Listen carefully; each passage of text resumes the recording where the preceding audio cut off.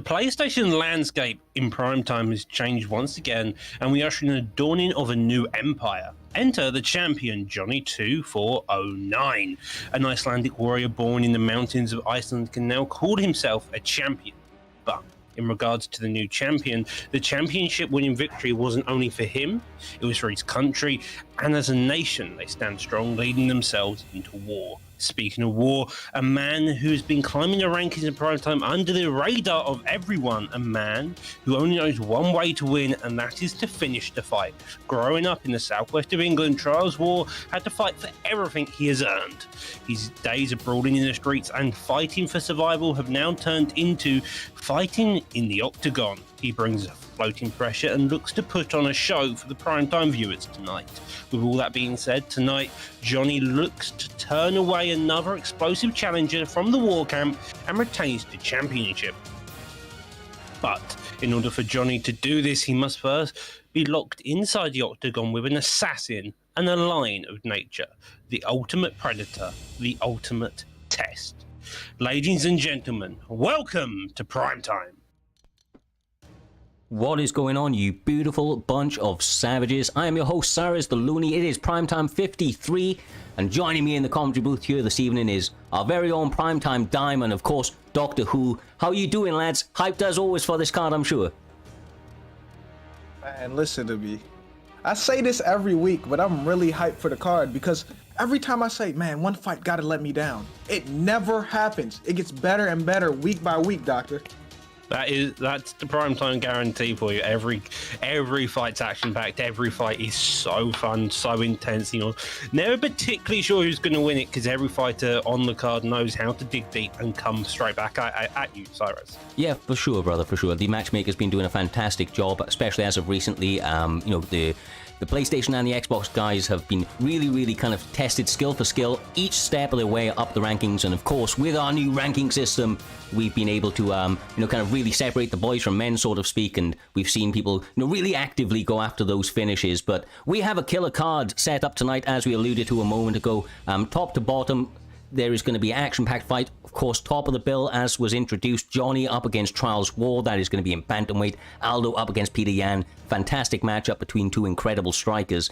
Johnny, you know, taking the entire kind of division by storm by winning that belt. But I'm really eagerly anticipating that one. There are a few changes throughout the card. Of course, these are always subject to change, especially on a live card. But kicking us off on that note is actually B3 Blink up against a late replacement in Great Mist, a veteran of the scene, a guy that's been around a long time and somebody that's kind of known for that sort of bang sort of pressure. He has an incredibly entertaining style, J-Dime. I'm sure you maybe have not come across him too much yourself as recently, as he hasn't been competing too much, but now he's back. I expect it to be with a bit of a bang, and you know, especially with that style, B3 Blink coming from Bang Bang's camp, he's going to be used to that pressure, so two guys just going to be going straight at it. You said I probably haven't ran into him. You're right, because I'm ducking all the smoke. I don't want no smoke with none of these competitors. You know what I'm saying? If anybody wants smoke with me, I'm going to call you, Doctor. Well, you have Blink, who's part of the B3 camp. So you mentioned the Bang Bang pressure. Blink has dealt with the Bang Bang pressure. He's part of the exact same camp, the Bang Bang Bullies, I believe they're called. And so you're going to have two probably very intensive pressure strikers looking to get it on very early on the card. So it's a hell of a way to start off. Yeah, it is for certain, man. It is for certain. And the Robbie Lawler pick is going to go a long way, especially up against a Jorge Masvidal. Talking to two entertaining fighters, though, I think that it's a brilliant segue for us to just give a warm, happy birthday to Pudgy himself, J-Dime. I know that he's one of your boys over there as well, as he is one of ours, a veteran of the scene. It is his birthday today, so everybody wish this guy well as we get into this card and hopefully do it a little bit of support and give him a little bit of justice going into that birthday there. Ooh, yeah, exactly. Pudgy, I'm sorry, but I gotta watch the fight first before I talk about you. Hold on, Pudgy. But Mist has started off very well. He's put on the pressure. It's Mist. You know his general style. He's going to look to kick you with the back leg, and he's looking to box your head off completely. A couple more kicks there, jab, straight fired out. Blink so far been on the back foot, trying to get counter shots off, but so far hasn't had much success here, Looney. Yeah, and I think it's a lot to do with the body work of Great Mist. He's really known for kind of offsetting his strikes, just like that naked overhand J-Diamond. Now he gets rocked with B3 Blink. Oh my goodness. Hey, we thought We thought that B3 was, you know what I'm saying, he was losing, but guess what? He turned it around. He dropped. Oh my gosh, never mind. Go the other way to do it. Oh my God. Oh. Is it over? Hold on, is it over? 1, 2, only a couple. Chin. Jesus, look at this ground and pound. That ground and pound is crazy. Well, we nearly saw a dead body, but somehow Masvidal survives that chin and recovery, although got lowered in the most recent update, manages to get out. Reversal there coming on top here, Dime. It's a pretty impressive job with the recovery. This is an impressive fight in general. Like, I don't know what to say. I'm going to let Cyrus talk. Action-packed from the get-go, brother. From the get-go. Like I said, any fight that Great Miss or any of those B3 boys are in, you know that they're going to be fireworks. Honestly, they're skilled fighters in every single regard of this game, Doc. Whether it be the grappling, they quite clearly can hang with anybody, or obviously on the feet, they're a bit of a different beast. I mean, that forward pressure, the consecutive strikes that land on your block or head health, it's a bit of a scary thought when you're standing across from two absolute killers, just like that. Misread the slip hook. That's how he got the first knockdown, but instead Masvidal counters it with that knee there. That was Jorge special. It was, bro. He pulled that out of nowhere. This is a war. And the thing is, right, Jay, the lulls in the action seem to be on the mat, but they're throwing ground and pound. It's just because when they're on their feet, the tempo goes from, like, I don't know, 50 to 100 very, very quickly, man. The combinations galore. Ooh, reverse. Yeah, and you can tell they've really been in a war because look at their stamina, and we're still in the first round. Look at that. Yes, sir. I mean, as you well know, Doc, Great Mist, the savage that he is, some of his favorite fighters are the Robbie Lawlers. They're the Vito Belfords, the Eddie Alvarez of the UFC 4 game, and I think they perfectly represent his style, and you can see exactly why in this fight here. Yeah, Miss just wants to knock your head off. He's not here for a long time. He's here for a quick time. He wants to give you CTE, hopefully by the end of round one. And by the looks of it, both of them are definitely hurt during that fight. Both of them have CTE right now. I'm not going to lie to you. Both of them are going to have brain damage. To start a first round like that, like they've both been on the canvas already. So hopefully the doctors are on standby in case anything happened. Doctor. Yeah, you would hope so, especially with just how many shots are. Touch your gloves and a short bow to show each other respect, and then we'll go straight back into action. That jab, again, getting established very quickly, just so Miss knows that distance. Oh my God! Although brains were rattled off skulls in that first round, didn't take long in round two for them to find the mark once again, and Great Mist is turning it up. It's that same hook. You see Miss duck inwards, come out with that lead hook, clips him on the head, and then he just counters and gets to stun from there. He was slipping on the inside of every shot Masvidal's throwing. That opened up the knockdowns and the body shot there. Oh my gosh. Listen to me, guys. He folded him like a chair. Like Doctor and Cyrus, he folded him. He did, man. He did. And honestly, that was a Great Miss special right there, people. If you didn't know who he was before this, you do now. He is a content creator. Check his YouTube channel out, and you'll see many more highlights just like that. Honestly, one of the more entertaining fighters you're ever going to see on this game. Likes to move that head, likes to forward pressure and throw hands, and more often than not, one way or another, somebody's going face down on that canvas, Doc, and it's a beautiful thing to watch. Look at the action that those two boys brought to kick off this card. Primetime 53 already on the history books with a bang. That was a round and a half, less than a round and a half of just pure action, pure dominance. Both of them were going at it. Even though Blink lost, he definitely didn't seem like he was in any way worse or slightly behind or playing catch up. It was just a fact. Miss knows how to put that pressure on, and in some cases that head movement is just a slight bit cleaner. Man, I'm speechless. He folded him like a chair with that body shot, and that's not the first time he stunned him with that body shot either. Like they said in the chat, and I quote, Blink got slept in a blink. Like the fight ended in a blink. It did, bro. It did, honestly. Now you know his name. Rest assured, he will fast become one of your favorite fighters, just for that reason, right, Doc? I mean, same thing for Blink, same thing with all those B3 boys, but Great Mist is a veteran of the scene. He's been perfecting this style for a very, very long time, and even though he's going to occasionally take damage because he takes one to give one, it just, kind of results in a beautiful war just like that. Really does, and Mist is such a good fighter for that type of stuff. He's bang bang-esque through and through, and from it it's just is some fun action. By the looks of it, though, on the next side of our card dime, we've got Leon Stoles versus Unsolved Resolve, which is a tongue twister in of itself. Unsolved Resolve. If I said that name fast, I would not be able to pronounce that. That's a tongue twister for sure. But what do you know about these fighters, Cyrus? They're relatively new. I know Leon Stoltz has been fighting Stolz has been fighting inside of Primetime MMA, had a couple of performances so far. I don't know if you have the stats to hand. Doc is our resident stats guy. I'm pretty sure he's got 2 late replacement fights on the book, both for Richie won. He competed last pay-per-view card in a very late replacement against Reaper, won that. Also did a late replacement job yesterday, again won that. So he's 2-0, and he's done a lot of late replacements, and he has looked very good in both cases. A striker mainly, probably has the grappling pedigree to go with it, you've got to imagine, with his high-level striking, but that's still to be tested with a pick like Rivera, maybe, who knows. Well, a bit of information for you as well, J Dime. More information on Leon for that matter. But Leon is also B3, so B3 kicking this card off. Obviously, his teammate not able to get the W in the last one, but these boys bring the action and dangerous at all times. So I'm interested to see what his opponent holds for him, because we know what to expect from these B3 boys. I think the mystery here is all about that Barao pick. Yeah, and Leon is looking forward to getting revenge for his teammates, because anytime your teammate get his ass whooped, I'm not gonna say his ass whooped, anytime your teammate lose, you feel it like you lost, because it's really like a family. So he's looking forward to this, and I think he's gonna come out hot guns blazing, Doctor.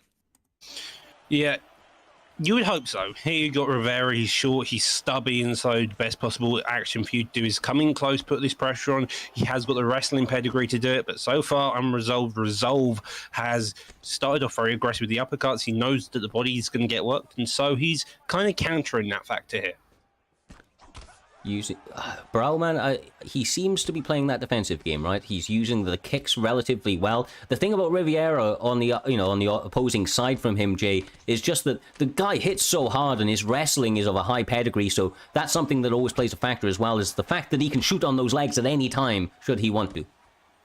Yeah, he hits like a Mack truck, but the problem is when you're that small and you're stalking, you got to find a way in. And right now, Renan Barao's, good kick, is doing a good job fighting from the outside. Never mind, he's getting kicked in the face, Doctor. That's the issue. When you want to play this defensive outside game, you've got to stay patient. You can't get too aggressive, and you've got to always make sure that you know your range, because one wrong time, one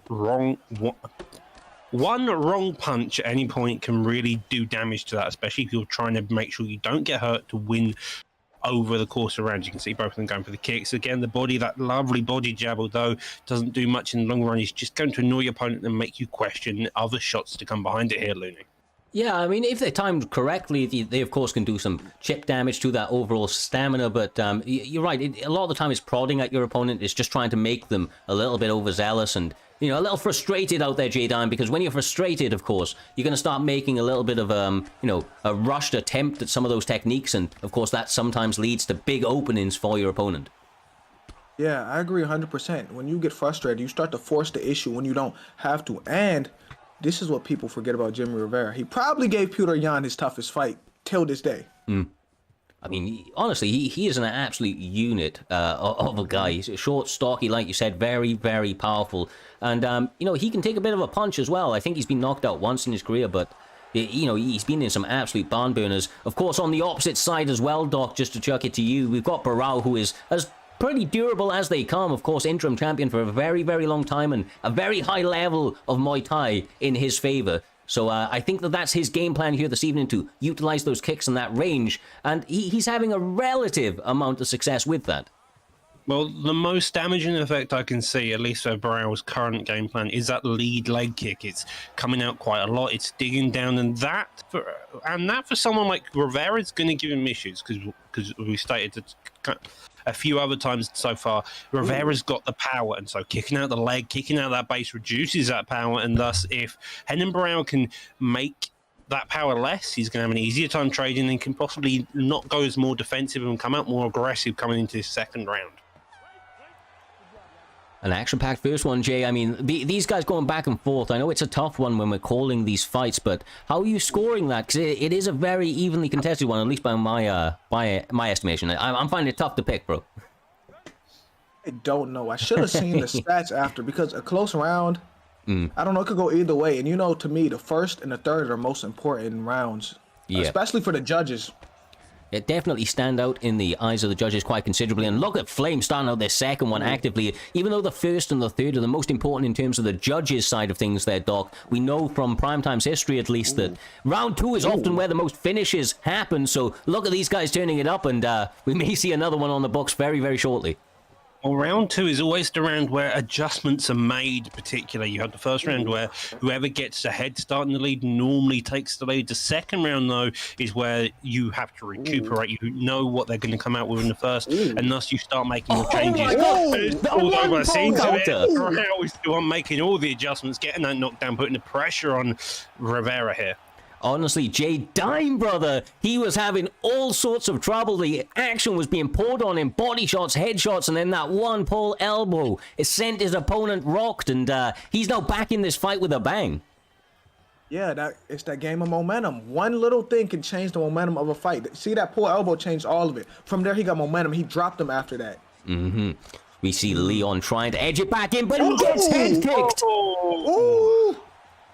So far, Brunel's looked like the better fighter over we timing the shots. His head movement isn't too much. It's just enough to make it difficult. And the jab always there, always in his face. The block doesn't have enough time to recover, but he's just there. He's trying to slip off the line, but he's having not much success, I feel like, here, Dime.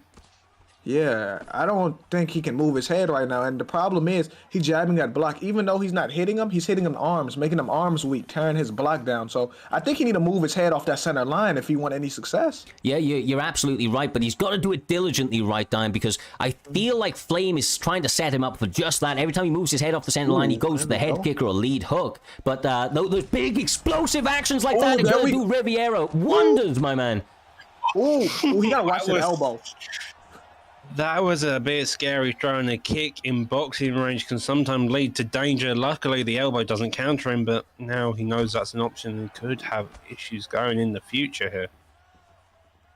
Man, I'm going to just stay silent and watch this fight because I think someone's getting put down this round. Yeah, sure. Only a minute left on the clock, my man, but these guys are honestly leaving it all out there. We're seeing Flame being a little bit more reserved, maybe trying to wait for something after that big rock. You can understand why, because Riviera, Leon Stoltz, has got hands. Ooh, okay.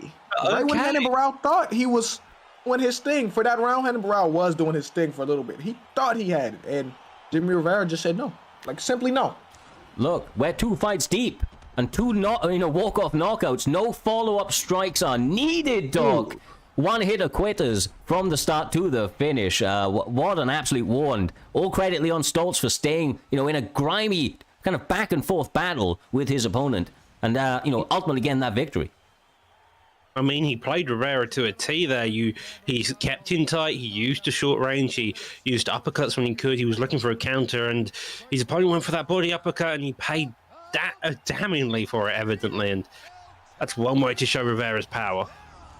Honestly, absolutely phenomenal. He's going to be holding his head high. The B3 boys got a W on the books here this evening, Jay Diamond. That's a nice W to get. Got to give it all the credit due. In such a kind of closely contested battle, so you can go out there and blow your opponent out of the water, and that of course feels fantastic. But when you're in a tough war that you've had to kind of really, really outwork your opponent, there's an extra level of satisfaction in taking that victory. You know why it's an extra level of satisfaction? Because you went through the storm and you made it out alive. Exactly, bro. Exactly.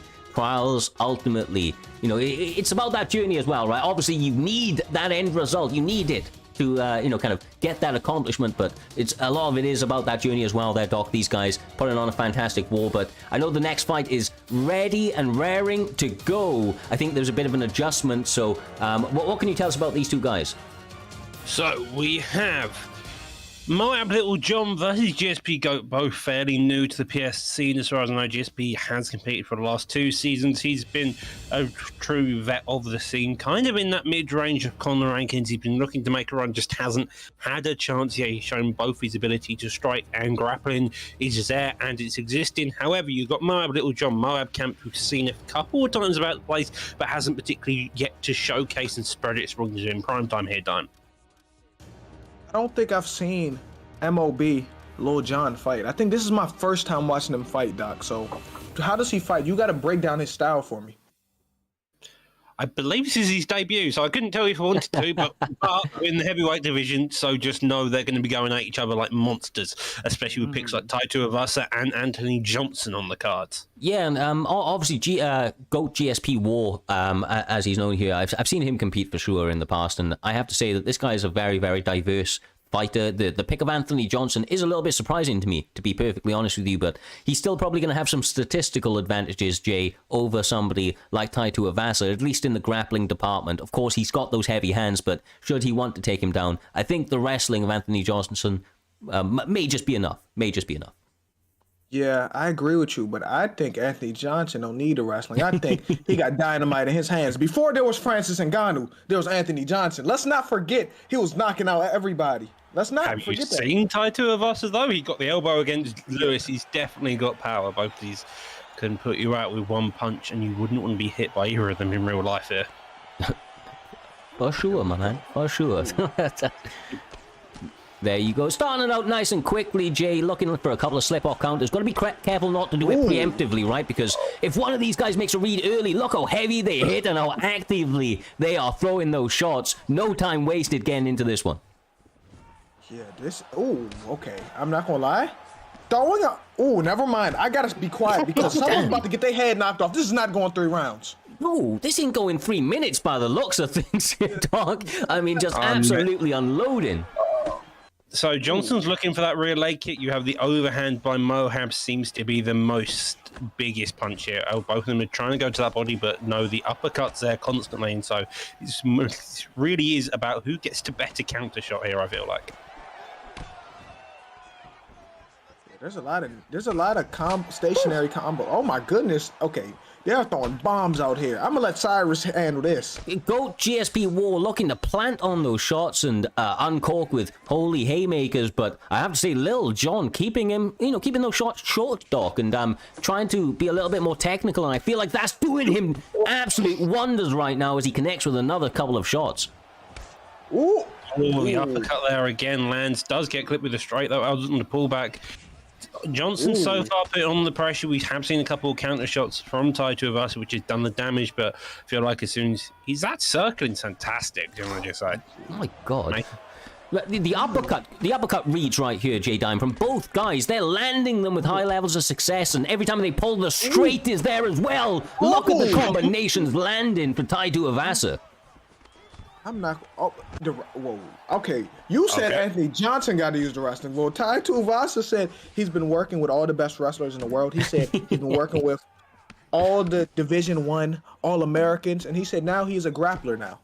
Yeah, for sure. You think you can wrestle? I can wrestle, it seems like.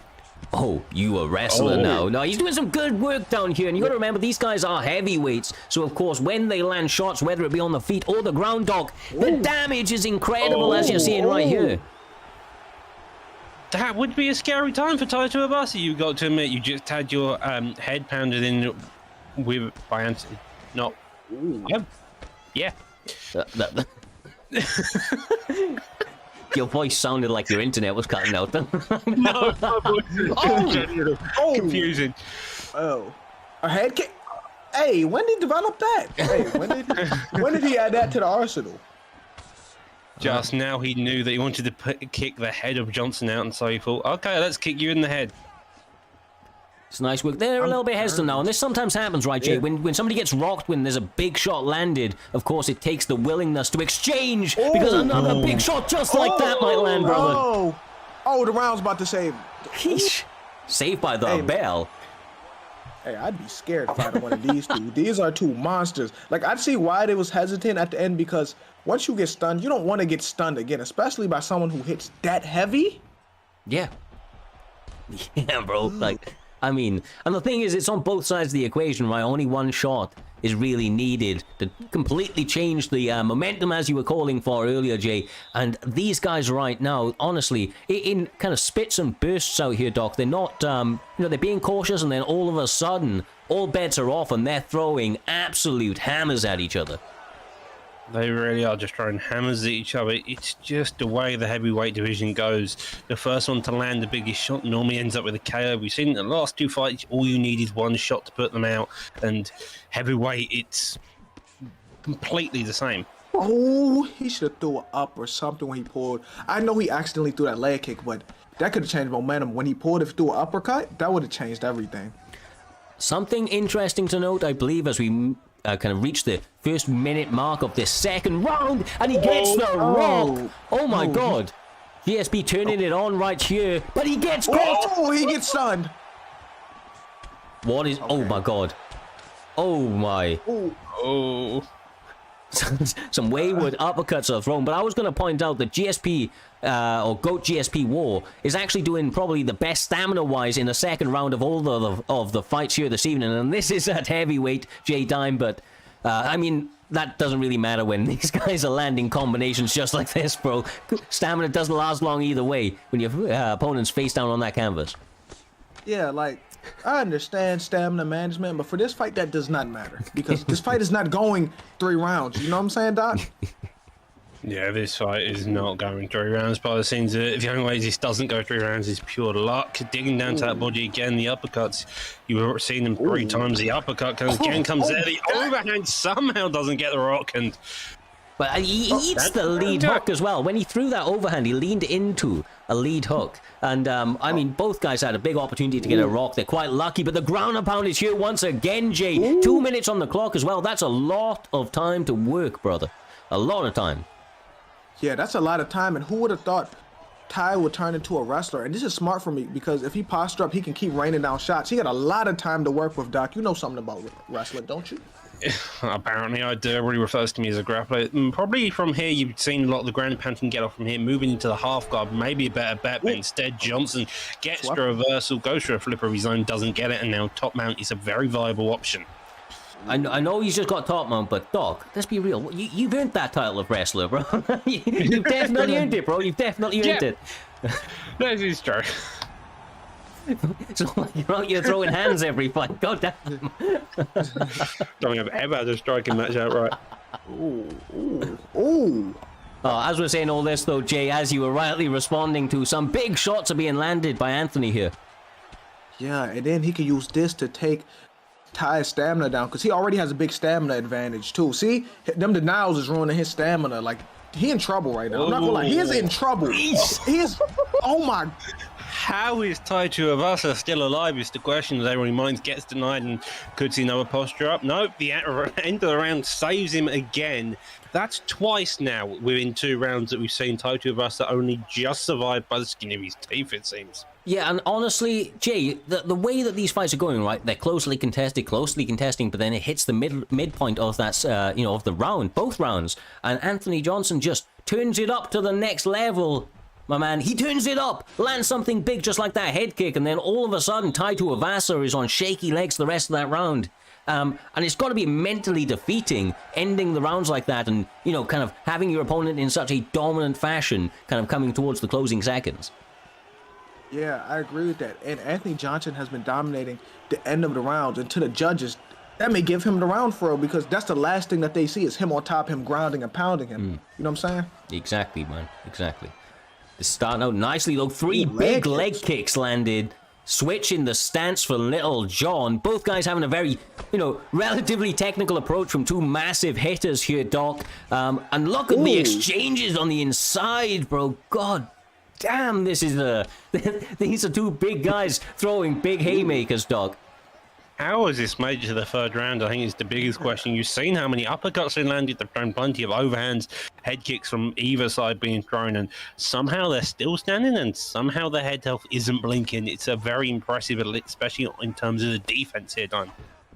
Yeah, I suspect they on a Jamba Juice, because how are you still alive? Like, all of them have been getting hit with uppercuts by 2 of the most powerful heavyweights, and somehow we're in the 3rd round. Yeah, I mean, I think they've both been attending the Vitor Belfort School of Jesus and came out of that thing both fighting and feeling fantastic. They've been able to take a lot of punishment here this evening, going strong as we approach the midpoint of the third round here, Doc. And still, Anthony Johnson is just absolutely in control in this top control position. Well, obviously the side control now can easily get it. Gets another deny there. Probably Crucifix or maybe sort of going into top man with the idea. Instead, though, the elbows are his main tool here, and he's just piecing that head health. No stam and get straight into knee on belly here. This might be it. This is... Oh, wait, he got time out. Okay, I'm not going to lie. If he posture up, this fight may end soon.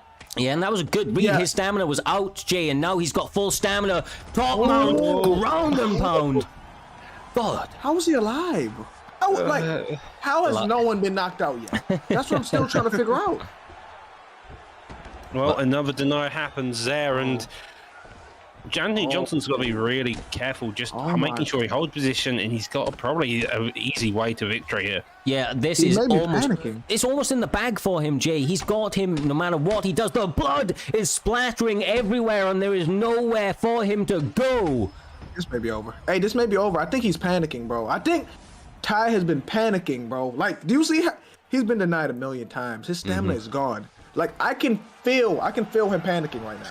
Well, he gets a reversal, 25 seconds left on the clock if he can get up and maybe hope that one lucky overhand will do it. But instead, though, Johnson gets that reversal. That is what you want to make sure you can ride out the rest of this round. He's probably up 2 rounds, I'm assuming here. Or every round at this stage, right, Jay? Hold no, He's done. Never 20 mind. seconds left. He's done.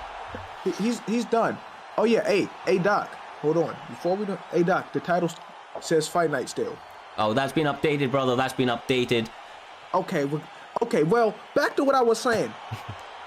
I don't know who was winning that fight if it would have went to the judges, but I had a feeling Anthony Johnson was going to end it because he kept denying him. And it seemed like Ty was just panicking.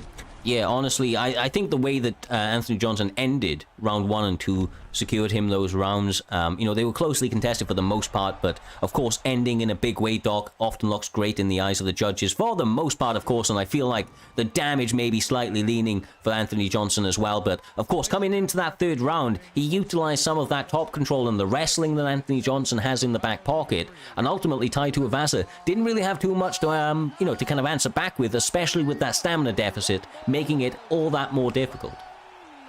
Yep, and evidently Johnson didn't want to go into that decision and got a finish with him. About 2 seconds left on the clock. Tai Tuivasa had no real answer. He tried to get up but couldn't, and so from that, he paid your respects to how he fought Johnson. Both of them put on a hell of a fight. It was a 3-round war and a half, especially in the heavyweight division there, Don. Man, right when I thought a fight was going to go to decision because somehow they were still alive, we get another finish. So, like I said, is the next fight TFA dragging the hammer? Because if it is, they got to live up to this because we've got nothing but knockouts over and over again. So, Slight change.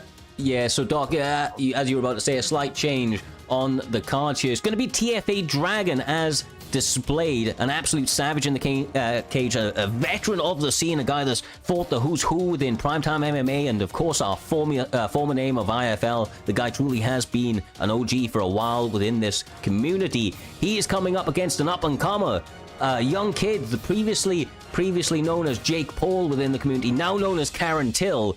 He is a guy that likes to take on all comers, J-Dime. Takes on the fight to short notice, and he feels that he has an opportunity here. He feels like he has the skills to overthrow the veteran of the scene and to really get that name recognized.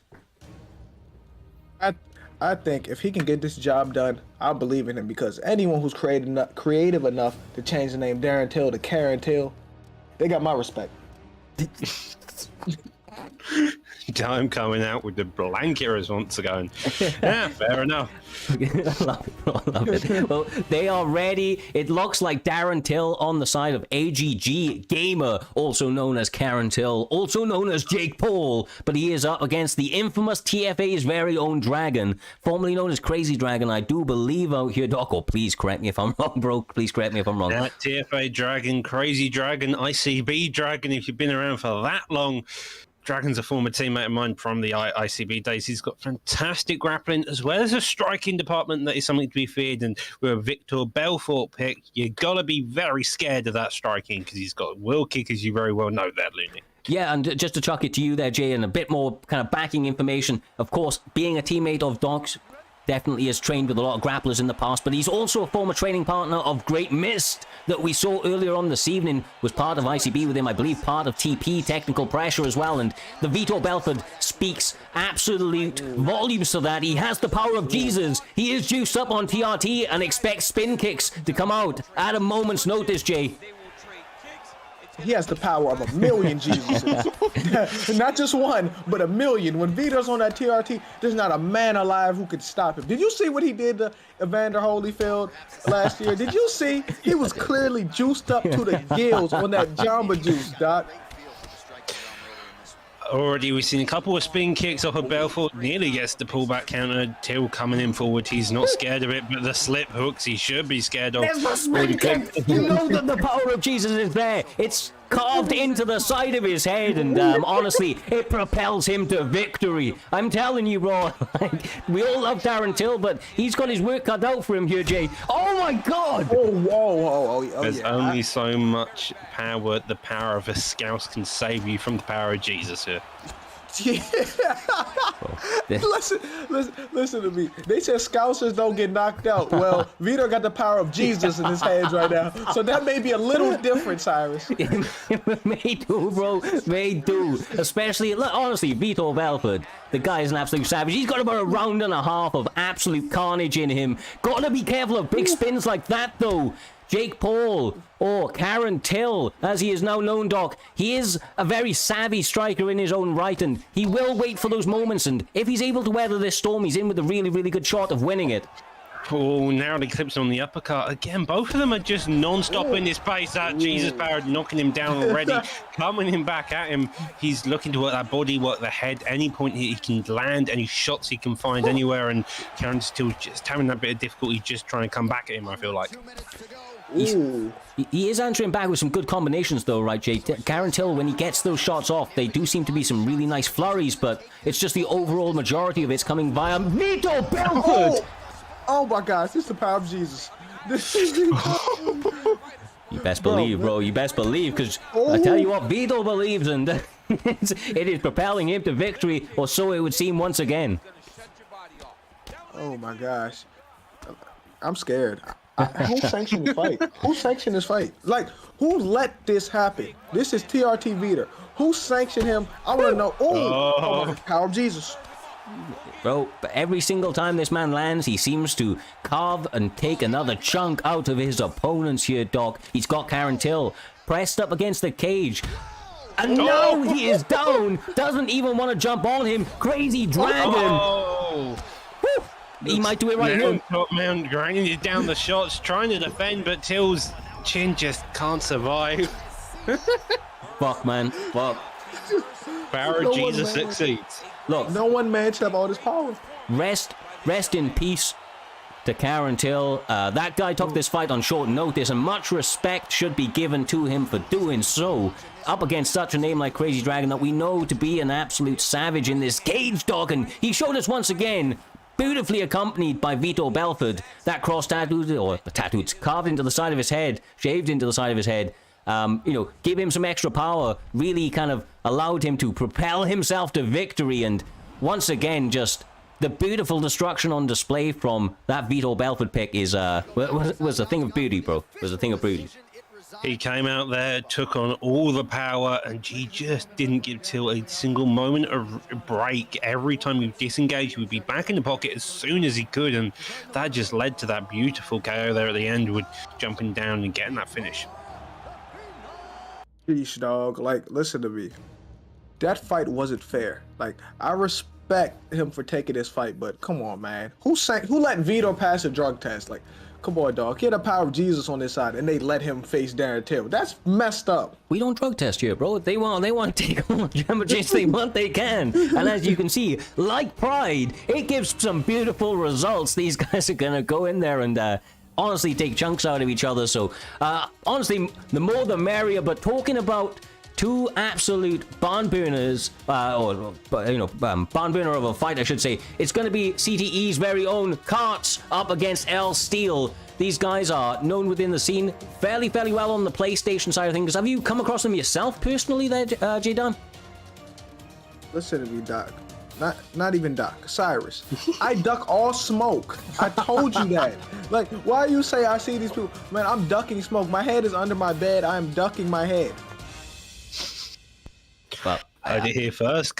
J-Dime ducks all the fights he can. Honestly, I can't blame him, though. These guys are killers, bro. There's a reason that I just call fights these days and I no longer compete, and that's that these kids are leveling up day after day and leaving some of us in the dust. But I know J-Dime's got those skills. Maybe just doesn't want to compete against these guys quite yet. But with all of that being said, PlayStation is on the cards, Jay. Gonna be L Steel up against Karts. It is in welterweight. These two guys could be bringing a lot of action to the table. We're seeing a calf pick out of L Steel. I believe that's what we saw out of him last time out as well. And of course, Carter going with his Conor McGregor pick. This kid has some crazy hands, and honestly, he needs to really hone in on that. If he's able to catch his opponent early, it could be over very quickly. Carter is a legit.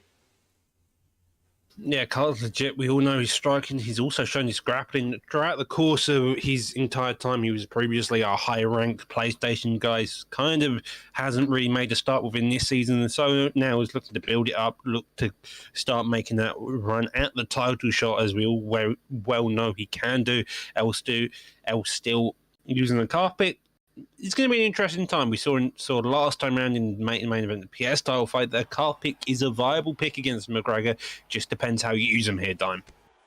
Yeah, you got balls picking a calf against Conor, but like we seen the other week, that doesn't matter. Calf can beat Conor, but facing Conor, that's scary because he counters really well. His accuracy, oh my gosh, never mind. He's not playing with Conor, never mind, but Conor has the accuracy, he has the range. Okay, never mind. Just talk, Cyrus. No, you are right though, bro. You are right. Conor McGregor is definitely the more powered of the picks, and when he lands with conviction. But of course, it's not just about the pick stock; it's about who's behind the sticks. And as he's not we're moving his seeing right head. here, Conor is lighting him up. My God, where did that come from?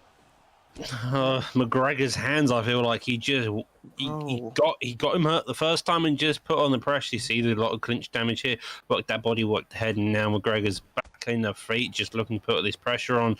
L still trying to find any shots. We did see a crane kick there. Maybe he's looking for something fancy and wild to catch McGregor, but so far McGregor's keeping that defense tight here.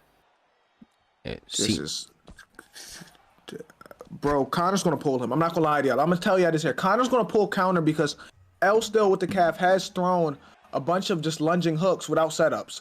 And also the reason why his block is getting broke is because he's not moving his head either. Because like he's literally standing still with his block up when Conor's throwing them combos. That's the problem, Cyrus. Yeah, and honestly, right now, Carter is actually kind of, I know there's a little bit of craziness, but he's getting a bit overconfident, but he's showing there's a couple of levels to this game. The bobblehead movement at the end as well, Doc, added insult to injury, but Carter stayed calm, composed, and, executed his game plan absolutely perfectly here this evening. There's levels, bro, and Carter's a couple of levels above, or so it would seem.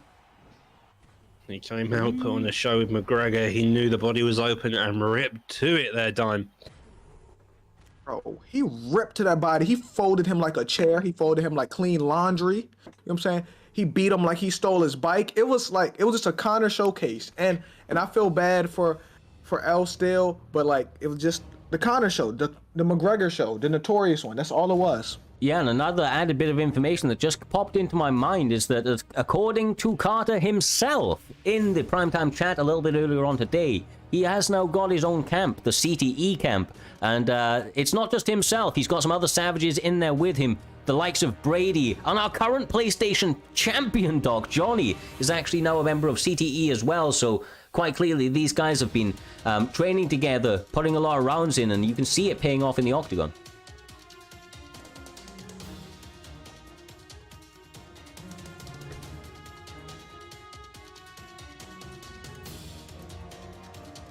Lost stock for a minute, I do believe. Hey, Doc.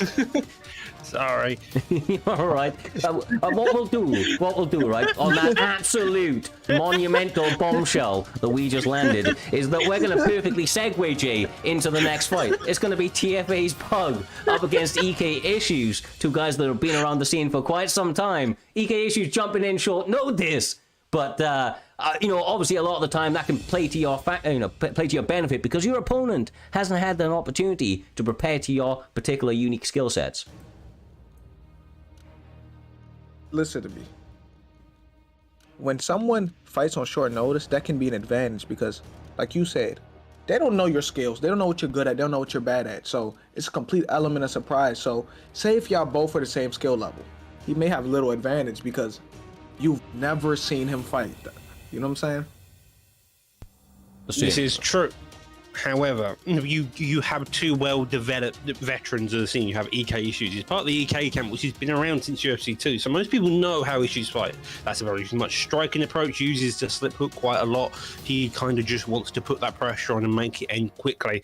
Probably comparable to Mist or Bang Bang, I would say in some cases. TFA, the Pug, on the other hand, he typically wants to be on the back foot, let you come towards him. He'll use a slip hook when he can to really counter. Most notable knockout with that comes with Caliber, where he just slipped a knee and put him out cold in a very simple process. So you know that Pug does have the ability to beat higher competition, but he also on Issues faces higher competition on the daily. He's part of that EK camp, so he knows when to do and he knows how each round should go here, Looney. Yeah, honestly, the Pug, obviously being the leader of TFA, he's really been putting some work in, both within Primetime MMA, back on the wrangling team, making sure that all of these events go seamlessly ahead, but also on his skills, and it's really, really shown in his performances. I expect a big thing from this fight. Two very high-level competitors out here, J-Dime, who are starting this fight out very, very quickly, bro, not wasting any time flurrying with those combos. Bro, I love the John Dodson pick because John Dodson has 4-star boxing, if people don't know. And he's tremendously fast. Like, he's a really fast player. He's just a little short. That's all it is, Doc. But he's fast. Well, we've seen Jimmy Rivera fight. We've seen that you don't need the length to really win. All you need is one good uppercut and one uppercut with power. And Dodson has the power to really make Pancho's life difficult. But so I see that Pancho doesn't give him an option to get any clean strikes off here, Looney. Yeah, a bit more difficult to generate that power when you're on your back, so he does a great job of working his way back to the feet up against the cage, but not out of the woods yet. A couple of knees to the thigh, and then a back pull J-Diamond. Now he's got his back. Of course, RNC not available, but that top mount armbars galore should he want to go there. Hey, listen to me. You know how wild it would be if they allowed RNCs, because 2 denials. The guy's dead in 2 denials. Doctor, you know that. Yeah, the denials are just something you want to make sure to be very careful of, because if you can keep them in check, your life is going to be a lot easier here, because if you can make sure they can't move, whether that's on top or bottom, and you have access to the controls, and giving someone a top mount can be a deadly position to be in here, Looney. Yeah, for certain, man. Especially when they're all over those transition denials. Right now, Pug is all over him. I've faced this guy in the past. I've seen him compete for a very, very long time. I know his top game and what that brings. Not a guy that often likes to go for too many submissions out here, J-Dime. He does like to absolutely smother his opponents and rain down ground and pound, and that seems to be what he's going for, and so far so good. A lot of success on the side of the Pug with still a considerable amount of time left on the clock. Yeah, this is smart. This is smart for him, because this is where John Dodson don't want to be. So he's just going to control the ground. I don't even think he's going for submissions. He's just smothering him, putting pressure on him, making John Dodson uncomfortable. And if it goes to the next round, John Dodson does not want to be on his back again.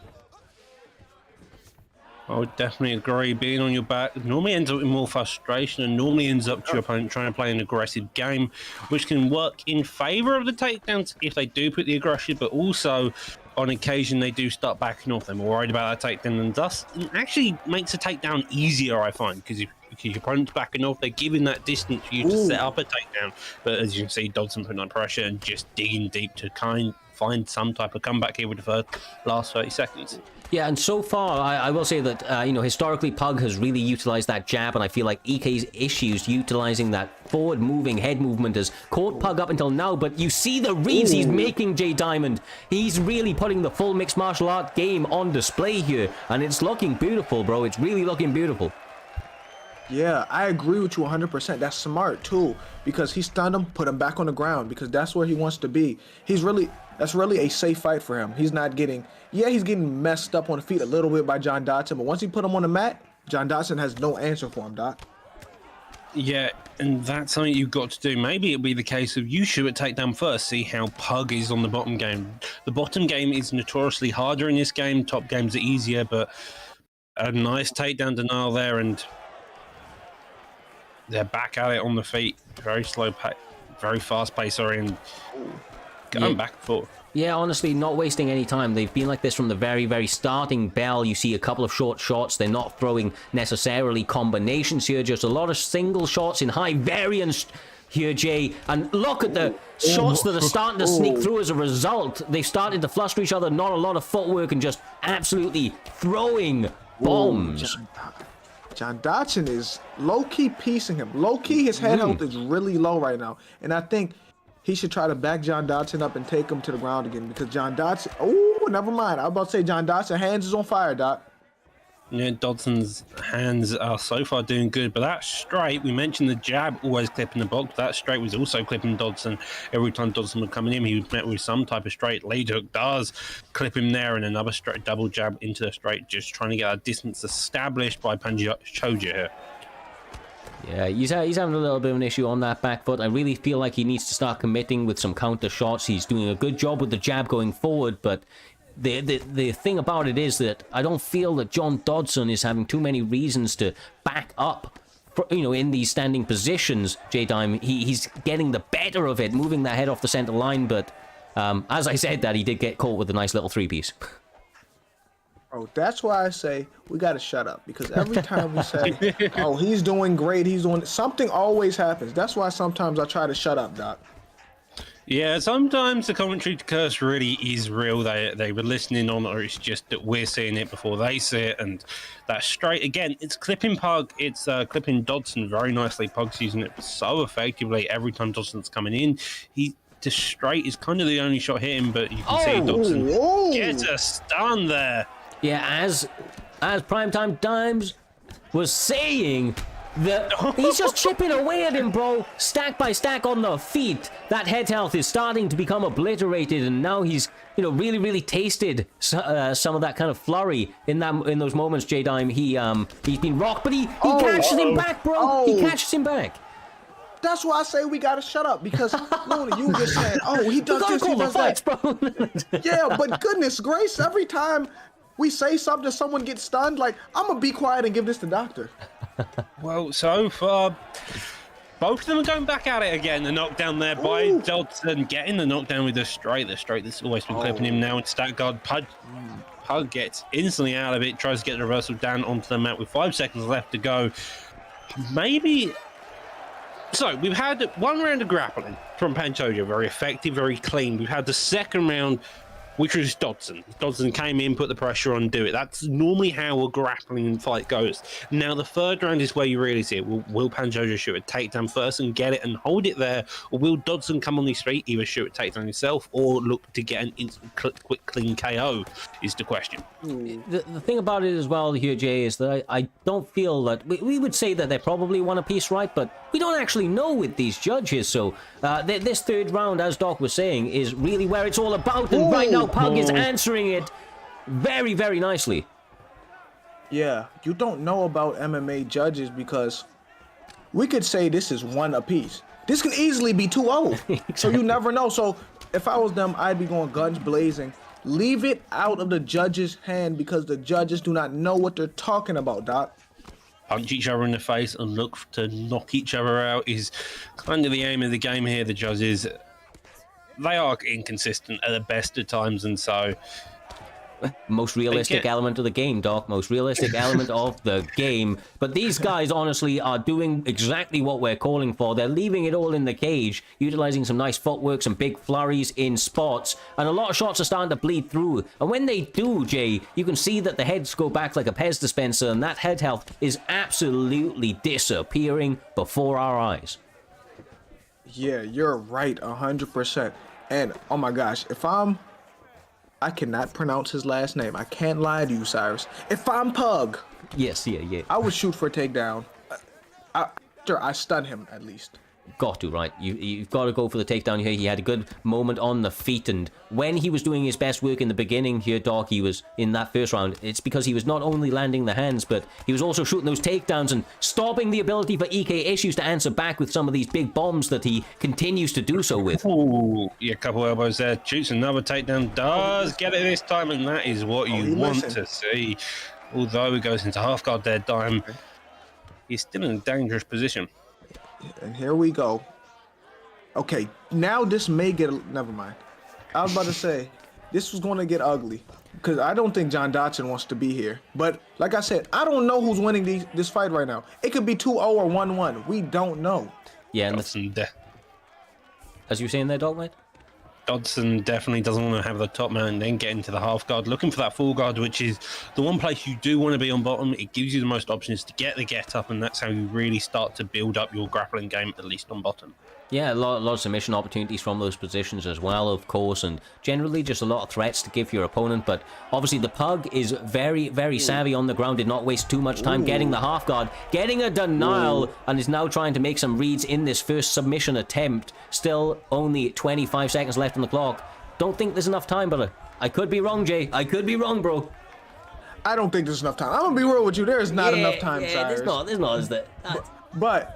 But I got to see who wins this fight because, like I said, it could have been 1-1 or 2-0. So I got to see the judges' scorecards. Hopefully we get them to break down nice and fully. Round by round would be appreciated if these guys can hear us from the back of the fight. But all respect should be given because a fantastic fight on display, Doctor. As we see the Pug getting his hand raised, quite clearly that third round was a big deciding factor, and he fought his heart out to get that victory.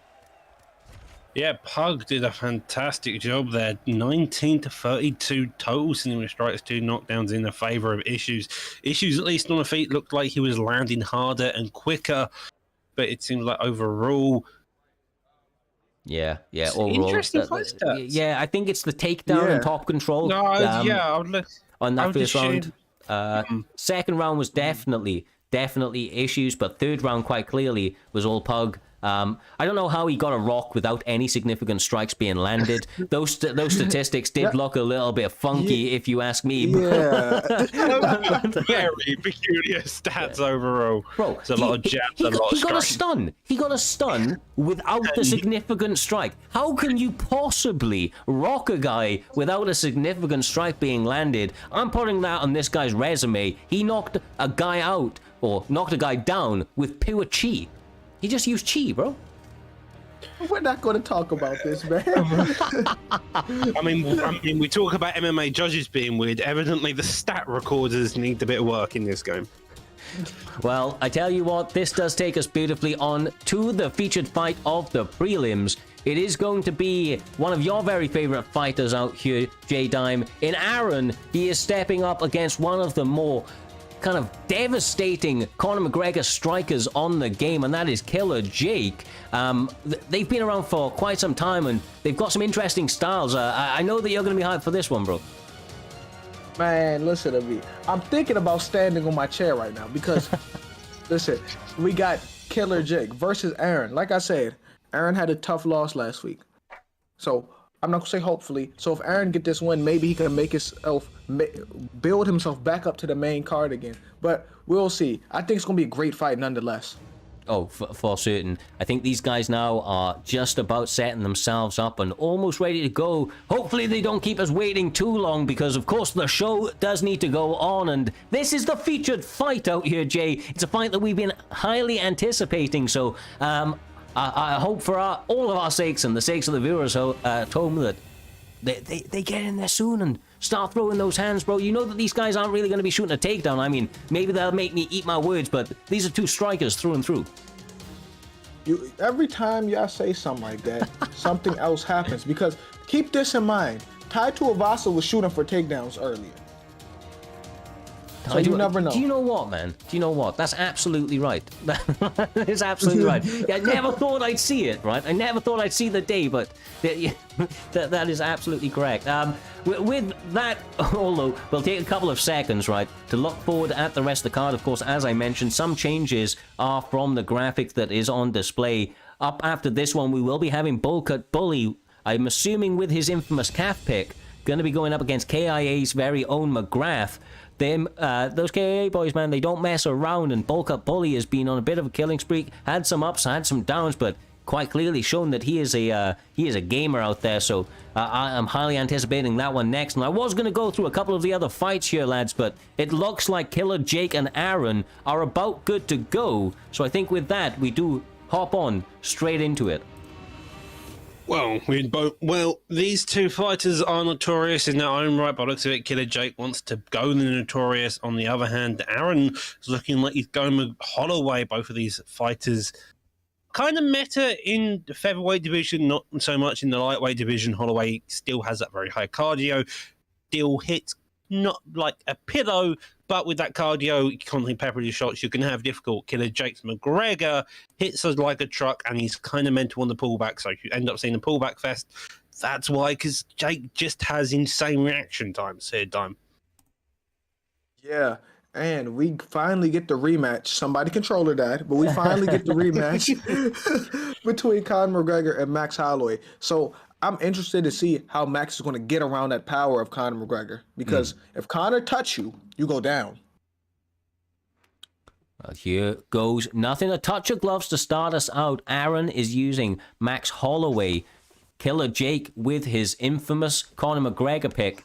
Seem to be having a little bit of technical issues with the stream, but that is stabilizing out. Thank goodness, as they start to land some check hooks and a couple of body shots. And I will throw it to you, Jay. Those body shots from Killer Jake are something to be very, very closely watched. He goes with uppercuts, he goes with body straights, and I'm telling you now, brother, they absolutely tear through your health like nobody's business. Exactly. You take down the body, the head will fall. Body shots are a key part of this game, and especially if you have Conor McGregor, you better use body shots. Mm-hmm. Just maintain a slow pace, look for the body shots against someone like Holloway.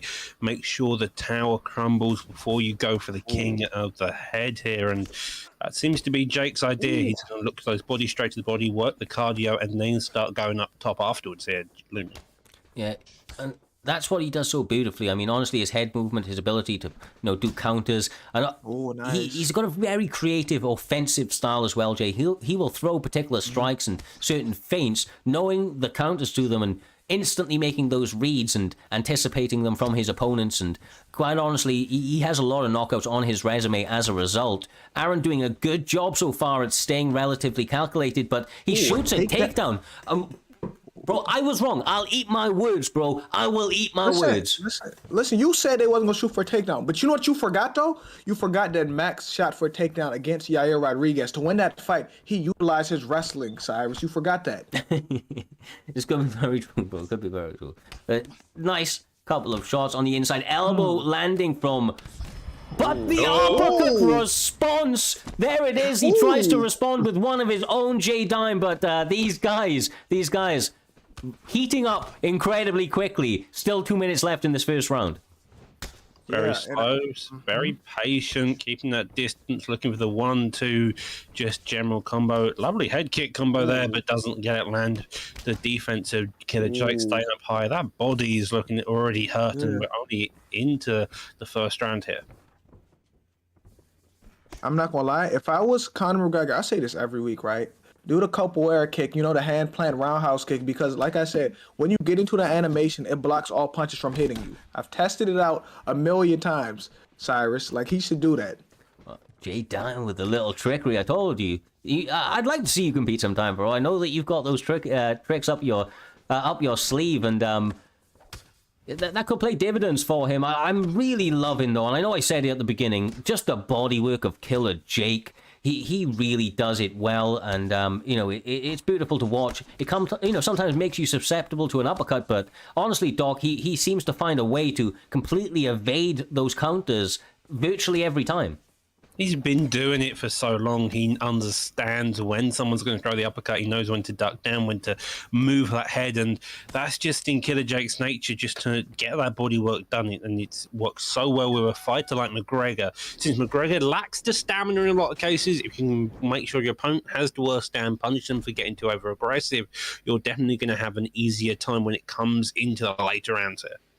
Well, that was an interesting first round, J-Dime. As you saw by the statistics, Max Holloway slightly outlanding Conor McGregor, but of course the power of Conor, especially in that left hand, was the equalizer in that round and quite likely won him that round with that stun. I think that this is going to be a similar second round as these guys start to make these reads and try to capitalize on them. Yeah, oh my God. Ooh, nice spinning back kick to the body, but okay, this is lagging a little bit, but Conor need to keep aiming at that body. If he keep throwing jab uppercuts to the body, eventually he can hit him to the head and he'll fool Max Holloway. Now is when Aaron is appearing to try and turn up the pace. Will it pay to his favor, Doc? That is the question that we need to ask ourselves as he continues to try and walk into the danger zone and land shots unanswered by Conor McGregor. He's doing a good job so far, but has to be incredibly careful, especially with that stamina deficit. Yeah, the stamina deficit is going to be the most scary. It's still small, but you've got a lot of room to really do it. Head kick does land there, very nicely done, but as soon as Holloway gets anywhere near confident in the pocket, Jake comes out, clips him with a couple of shots, and the head health is already fairly similar. That's the issue when you fight with that's a McGregor. nice knee. It was perfectly timed, right, Jay? Yeah. Ooh. I'm not gonna lie. Aaron's trying to turn up the heat, but Conor's not letting him do this right now. Mm-hmm. And that's the thing, right, is that Conor, with that power, he just has that shot that means that Max Holloway can't walk into the danger zone kind of unplanned, Doc, unplanned, because otherwise that left hand finds the mark. He's just so precise with it, and it hits so fucking hard. Even somebody with like Max Holloway, look at that shit, bro. Look at that shit. The head movement, the body uppercuts. You've got to love it. Oh, them sway body ups are beautiful. I can't lie to you. Them sway body uppercuts by Killer Jake is beautiful. I can't. They lie are really nice.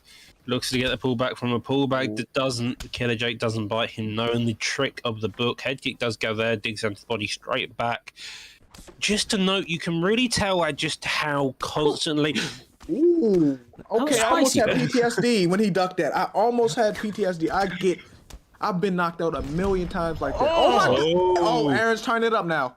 Yep, and he's gone a little compromised. He's still behind in terms of stamina, but the health starting to go in his favor, other than that body, of course, other than that body. But this is definitely going to be wind under his sails, Doc, and going to be giving him a lot of confidence heading into the last minute of this second round. I think that's the worst place you can be, though, especially against someone like Killer Jake, who just knows, who understands time and everything, is just the idea of getting confidence. Like, as soon as you get any type of confidence against him, you throw more, you open yourself up more, and with someone like Killer Jake, that sometimes is more plays against you, I feel like. Can be right, but sometimes having too much respect for your opponent, Jay, that can also go against you, right? You don't want to have too much confidence. You've got to know or trust in your own skills and abilities, and that seemingly is what Aaron has been doing up until this stage, although he is eating some big bombs right here. Oh, so I got a question for y'all. How are we scoring this round? Oh, The second Conor, never mind. Conor. I gotta be quiet. I gotta be quiet. I got to. I gotta be quiet at this point. Yep. That's a Jake round. That body stun took it. The damage he just took there, I would say, it looked like a Holloway round, then came into a Max round, and that's what 2-0 to Killer Jake, I think. I think you could be right. Do you know bro. what you just said? Do you know what you just said? You said it was a Max round and turned to a Holloway round. I meant McGregor, evidently. Well, here goes nothing. Round 3 of this featured fight of Primetime 53. They're heating up quickly as we see another takedown attempt denied this time by Conor McGregor. Lovely work. Ooh. Oh. He landed a combo after, too. Ooh. Max is great. It's just, I don't know if Max has the power to do something about this right now. That's the only thing. Yeah, he needs to have a stamina advantage to make his game plan work, right? Because otherwise he doesn't have that one-hitter quitter, so he needs flurries, and he's still got enough for it, but the body's open! Oh! Okay, he's styling and profiling now. Oh my god. Does not want the jump on finish. Killer Jake likes to get the work done on the feet, and when he's able to connect flushly, it looks absolutely spectacular. Nice sidestep from Aaron. He is trying to mix it together in the clinch here, Doc, and that may be a good idea for him to slow down this offense from the ferocious Killer Jake. Maybe, but that body is hurt. Killer Jake knows it's in the fight. Oh my god, man.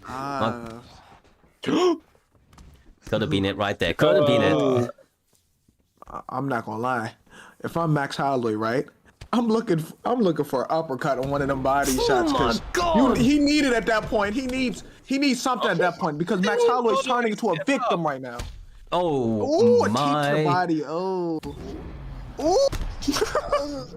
This is why Killer Jake is absolutely terrifying. He's got his opponent hurt. He's got him injured. He is calculated in his approach. He may be finishing it right here, Jay. This is incredible, man. This is incredible. Oh, listen to me, bro. Them body shots are a thing of beauty right now. Listen to me. He is tearing his body apart. Oh, like this is hard to watch for me now. I'm about to watch this with my eyes closed. Oh my god. I mean, if he's able to get this done, then he needs to take a bow. The bodywork on display almost eats that teep to the face, goes with a lunging hook, Dog. There's still a minute left, and it looks like they're trying to go for broke. I am mesmerized by this entire striking stuff. You can just tell how comfortable Jake is. Like, he's finding every shot, landing it on its mark, faking fantastically, and that's it. That's it. Hey, listen. First round. Oh, and we got a disconnect. Round 3 finish, though, for the infamous Killer Jake. That kid needs to take a bow. I mean, look, all of his controversies are outside of the cage. When he steps inside of that octagon here, Jay, he delivers, and that is exactly what he did here this evening. Had a featured fight on the prelims, and that man showed up. Listen to me, bro. Them body shots were a thing of beauty. Them sway body hooks were a thing of beauty from Killer Jake, bro. Like, he lived up to that name, Killer Jake, because he really looked like a cold-blooded killer in there tonight. 100, my man. 100. Well, I think that was a beautiful fight to set us up for the main card of this evening, Doc. Bowl Cut Bully up against KIA McGrath. These guys are fighting at featherweight. What can you tell us about these two fighters, brother? Well, McGrath, formerly known as KO Notorious, but I think if I remember correctly, we've seen him make a title run. He fought his former he fought a campmate of Filthy Uncle Benzo. So we know that he's good. We know he's got the striking ability. However, Bull Cut Bully, the man known for using the cartridge bull kicks. He's got switch kick. He plays with no HUD.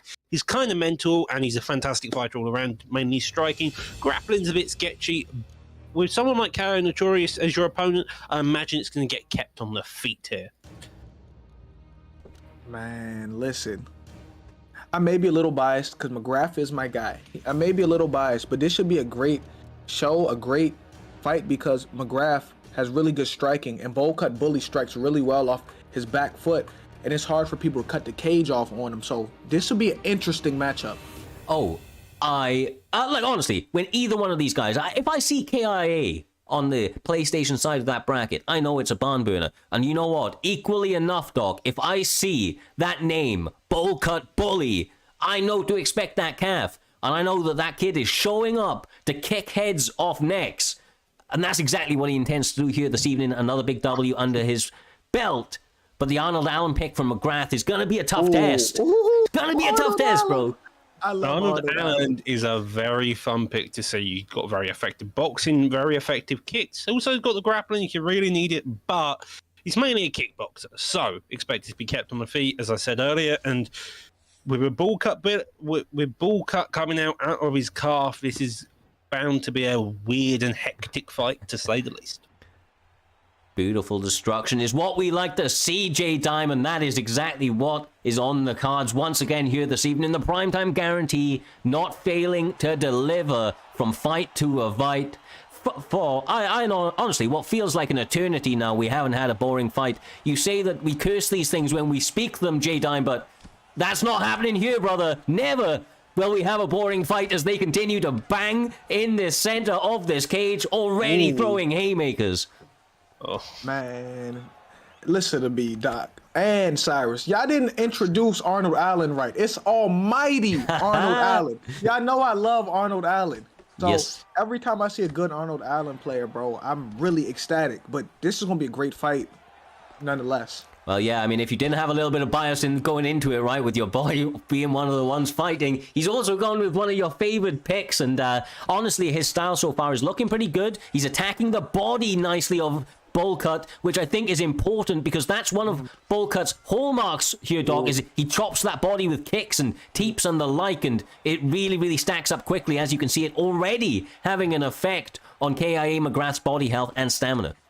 Yeah, you do see two very different body attacking approaches. You see McGrath's very peppering shots in the box, and you see Bullcut's Billy's style of switch kick, teeps, and general kicks to the body. Both of them work fairly well. The legs are a bit more range, and with how Bullcut's moving, it's definitely going more effectively there. That body already much more hurt than Bullcut's. Yeah, I mean, having a lot of success. I'd like the bodywork in return from McGrath, but honestly, I feel like at this stage, he needs a takedown. Do you agree here, Jay? He needs a takedown to stop this bodywork because it's getting too much, man. It's getting too much. Yeah, his cardio is suffering because look where his cardio. There we go. That's the takedown. Like his cardio suffering. The match just started. His cardio is already to the H in his name. Yeah, and it's not even through missed shots. It's just purely due to the bodywork that is coming his way. The knees, the teeps, the roundhouses all starting to stack up. But this is exactly where he wants to be, Doc. You've got to imagine that he's going to go position over submission with 1 minute 40 on the clock after such a tough test on the feet in the opening couple of minutes. Very tough test on the feet. Now you want to be putting damage. You want to slow your pace down and look for the damage to the head. Really, you've got the top man position. Does go for a reversal. Doesn't get it. Lovely job there. Now back into the side saddle. The side saddle elbows are deadly and can really work you. But again, I think I've got a bias towards this personally. But top mount is the better place to be, in my opinion.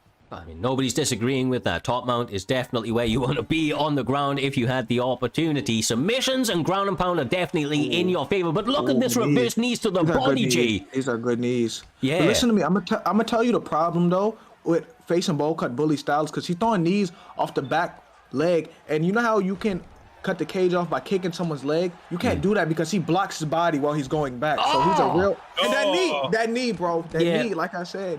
It crushes so much, it really does, and he's throwing a lot of them.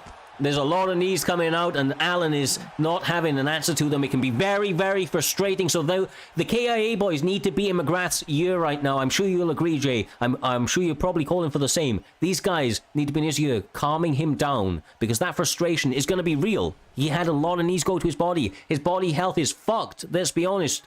But he is still able to win this fight if he's able to center himself and get some, maybe takedowns and work his game. He's shown absolute moments of glory so far, and that's exactly what he needs to get back to. Yeah, the good thing is, though, it's not a one-round fight, so he can make some adjustments.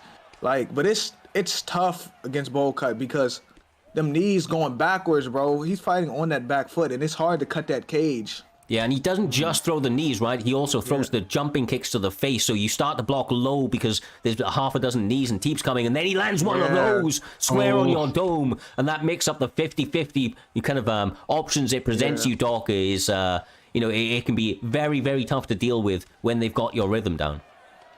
When they got your rhythm down, that's the deadliest position of all because it means that you have to go against the rhythm you're normally fighting in. And that's kind of the hardest position to do, as you can see, though, the bodywork coming out again, trying to look at the head movement, but the cardio is so low, at least on Allen's side, that it makes life difficult to really get anything going here, Dime. Yeah, and then I'm about to call him Moroccan. Then Bullcut Bully's also touching his body, too, and his stamina's low, so this is hard, bro. What I think he need to do, since he's on the cage, and he's been trying to cut the cage, he got to take him down, bro. Clinch him, like something. Make it ugly. Don't let him just be on the outside. dictating this pace. Yeah, because honestly, he's actually doing, the correct thing defensively about 80% of the time, but that 20% bleed through is having such a monumental effect on Arnold Allen's overall health statistics that he needs this. He needs this right here, Doc, and if he's able to get it, which he isn't, that could have been massive for him. There's still a lot of time, and still, Lee is going to the body. He is committed to it. He is really committed to that body, and that's probably the best game plan here. You've already worked that body so much. Why stop? Arnold Allen's having difficulty trying to block it, and he now got to that point where one kick can get a blocking issue. Get stunned there, switch there, gets the body stunned. Front kick, knocks him down, and he looks at the finish so quickly here. Arnold, no, Arnold, survive. But this hurts me to watch, man. I love Arnold Allen. This hurts me to watch Arnold get beat up. But I'm not gonna lie. He needs to do something. Maybe survive this round because Bowl Cut Bully has dictated everything this fight. Yeah, if he can keep him on the mat, get some denials off, maybe look for a submission if he gets the opportunity, but not today. Stands up, instantly going back to the body is Bowl Cut Bully, but this time Lee McGrath throwing a couple of jabs, tripping him up. This is a little bit better from him. Cage cutting, blocking that body, and attacking with his own. It's the knees, bro. Yeah, it's the knees. I can't lie to you. I cannot sit here and lie to you. It is them knees, bro. Like, that's the nicest way to put it. It's them knees right now. Yeah, it's knees have just worked it down. Even the body shots haven't done as much as those knees. Getting catch is another one, but anytime those knees come out on the counter when Arnold plays the aggressive game, he just has some royal pain to deal with there. Oh. I mean... Oh, but he gets the rock on him. The last second. Hey, he may have went down if that bell didn't ring. He may have went down, guys, if that bell did not ring. If Arnold Allen, if KIA McGrath is able to weather this storm, if he's able to absorb 300 knees to the body, you marching forward, Doc, and get his hand raised nevertheless, this man deserves a medal. We may need to get one printed and sent it to him because he is... quite honestly, getting obliterated for the majority of this round due to those knees, due to those front kicks to the face, not really having an answer for it. But then he gets the rock at the second round. That's got to be boosting to his confidence going into the third and final. 5 minutes on the clock, bro. You really would hope so. Like, he's got another... Blocks that body shot, goes straight around. If I'm Arnold Allen, I'm grappling, I'm holding you down, I'm going to a decision. I'm going to try to punch your head off in top mount or side control, whatever. I don't want to be on the feet. And yeah, he constantly wants to stay on the feet like a madman, taking all this damage, hoping for one swell swoop can really do the damage here. His body is fucked. And he has no stamina right now. So Bowl Cut Bully can kind of coast and pick his shots, keep hitting him to the body at this point. But like I said... Oh, never mind. No. Never mind. Arnold Allen, will he make a comeback? He doesn't have stamina, but... You don't have stamina, but neither does Bowl Cut Bully, to be fair. Any one shot from either of these opponents is going to put him out there. He's trying his damnedest. He's putting on the pressure. Oh my God. Right now, this guy has entered the Matrix. McGrath is on another level right now. He's got no stamina, he's got no body health, but he's got reactions and combinations. But he eats one. Oh my gosh. This kid, man. He's got his game plan, he's got his bread and butter, and it works for him 9 times out of 10. Almost getting the finish right there. Doc decides to separate. A lot of time for him to continue to work his opponent. A lot of time now taking it back down to the mat, but... It's 2 minutes left on the clock. McGrath needs to finish. He's dealt with 2 rounds of just constant body shots. Gets back up onto his feet. Now can look for the switch kick. Gets it, but... A knee's about to hit. When he gets closer, knee is about to hit again. I feel like you may be right here. That's the thing, though. A lot of those knees right up. Oh, never mind. The head kick. Hold on, guys. Hold on. He has no cardio, but does he have enough to finish the fight? He landed that hook with... Hold on. This fight is getting better.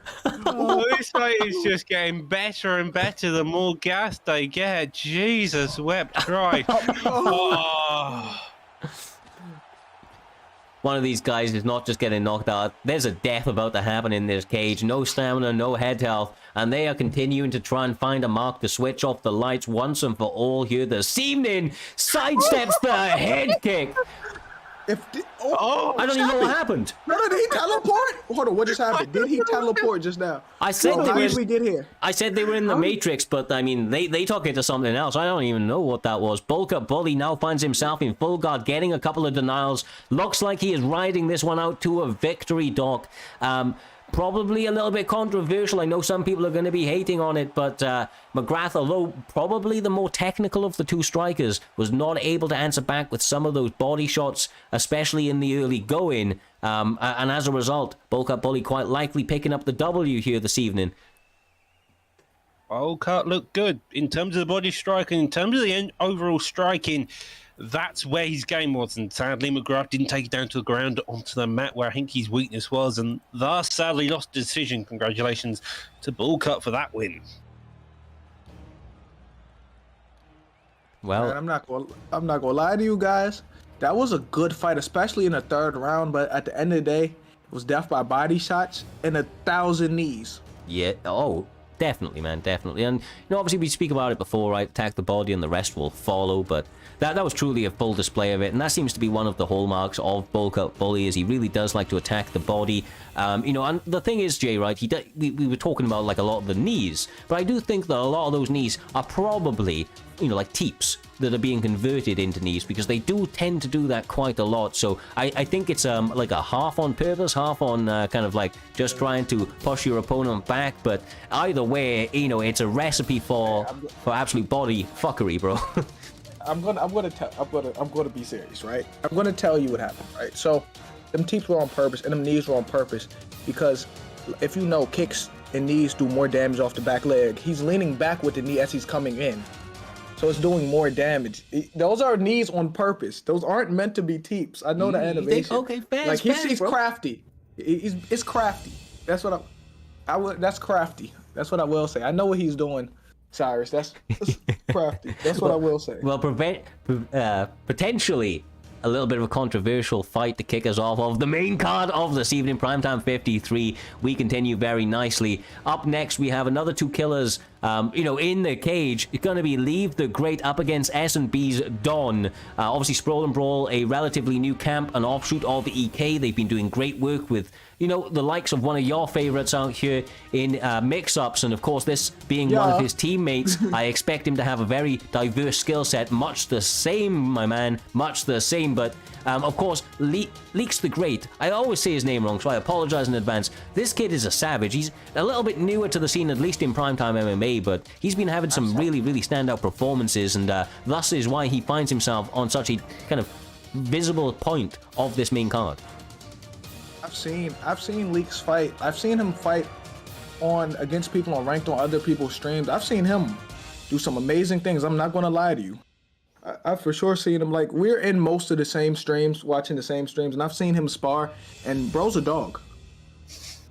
Well, without further ado, I think on that beautiful note, we're going to jump in very, very quickly to this next fight. Leaks the Great up against S&B's Don, of course, previously LFC Don when he was heading up that side of things. And honestly, this guy we saw in recent performances, Doc, he's really, really improved on his hands and quite clearly is dangerous there now. But people are going to forget, due to those types of performances, how dangerous this guy is on the ground. I mean, he was once one of the most feared grapplers on the game and really, really liked to hunt after that. And, he's always got that in the back pocket, which is something that his opponents need to keep in the forefront of their minds.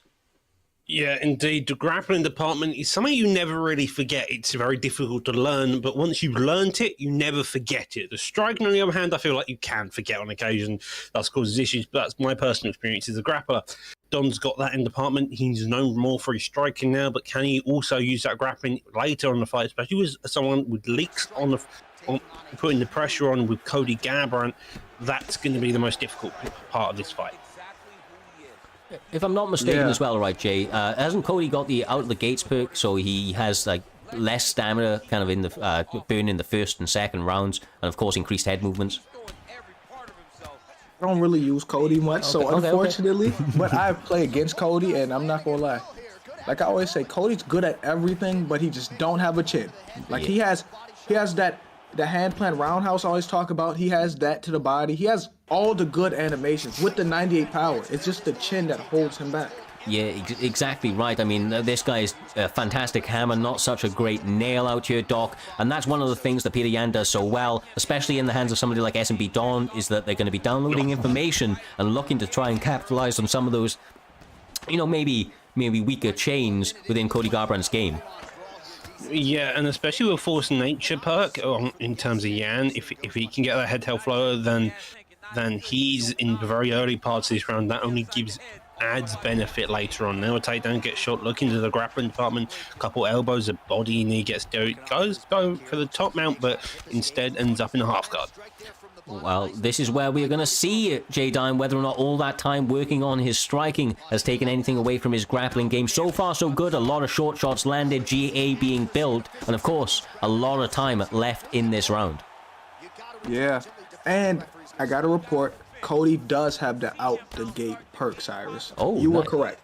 There you go. I do use him a lot, but I don't look at the perks and stuff, to be honest with you. But the guy's a phenomenal fighter, definitely on the feet. You can light somebody up with combinations. And of course, a lot of people sleep on it, but the stutter steps, the backwards, sidewards ones that Cody has, they're a little bit unique and a lot of the time allow you to set up some beautiful counters. But of course, Doc, he needs to get back to his feet in order for that to even be a possibility. And that's going to be tough up against such a veteran like Don. Yeah, Don so far is very patient, but instead he opts to get up. He knows the risk of giving the opponent the get up from that clinch position, and so instead he decides to get up on the feet, looking to poke and prod using that jab and the straight. Lovely little leg kick into the body kick, just working that stamina a tiny bit. But again, Cody's back at it. He's doing jab straight, so straights hit hard.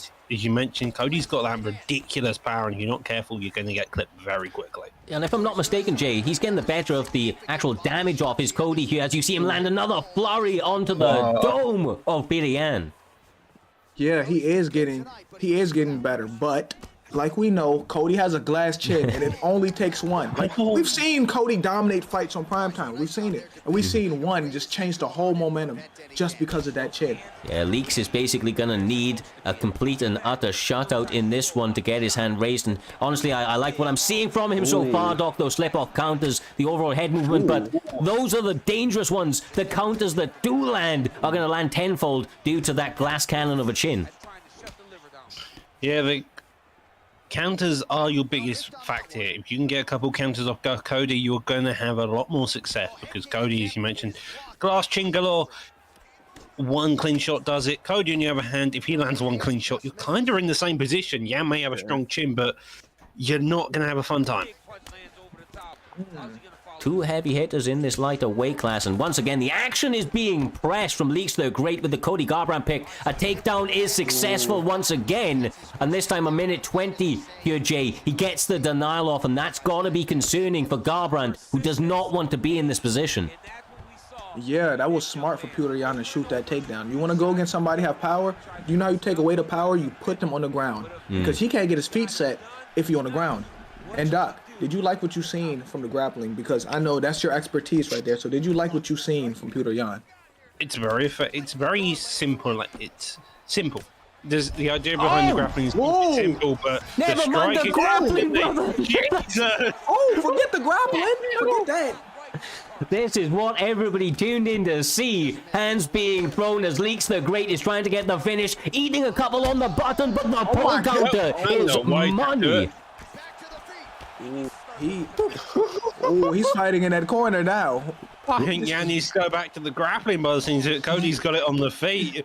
He's just clipping him every time. Yan's trying to come back, but so far I feel like Cody's just got more. He knows when to fire his shots, and on the counters, he knows what counters Don's going to be looking for. Takes it down with 13 seconds left on the clock.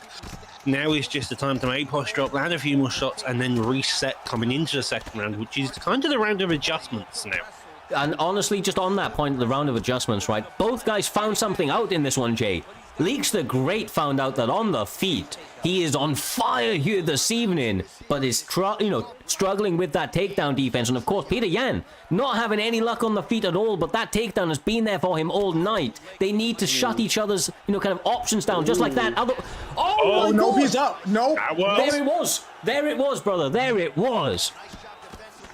The one adjustment you need, you can get the takedowns counts on, you're sorted. Leaks understands the pressure. He's fought Bang Bang countless times. He knows the story of how to put the pressure on.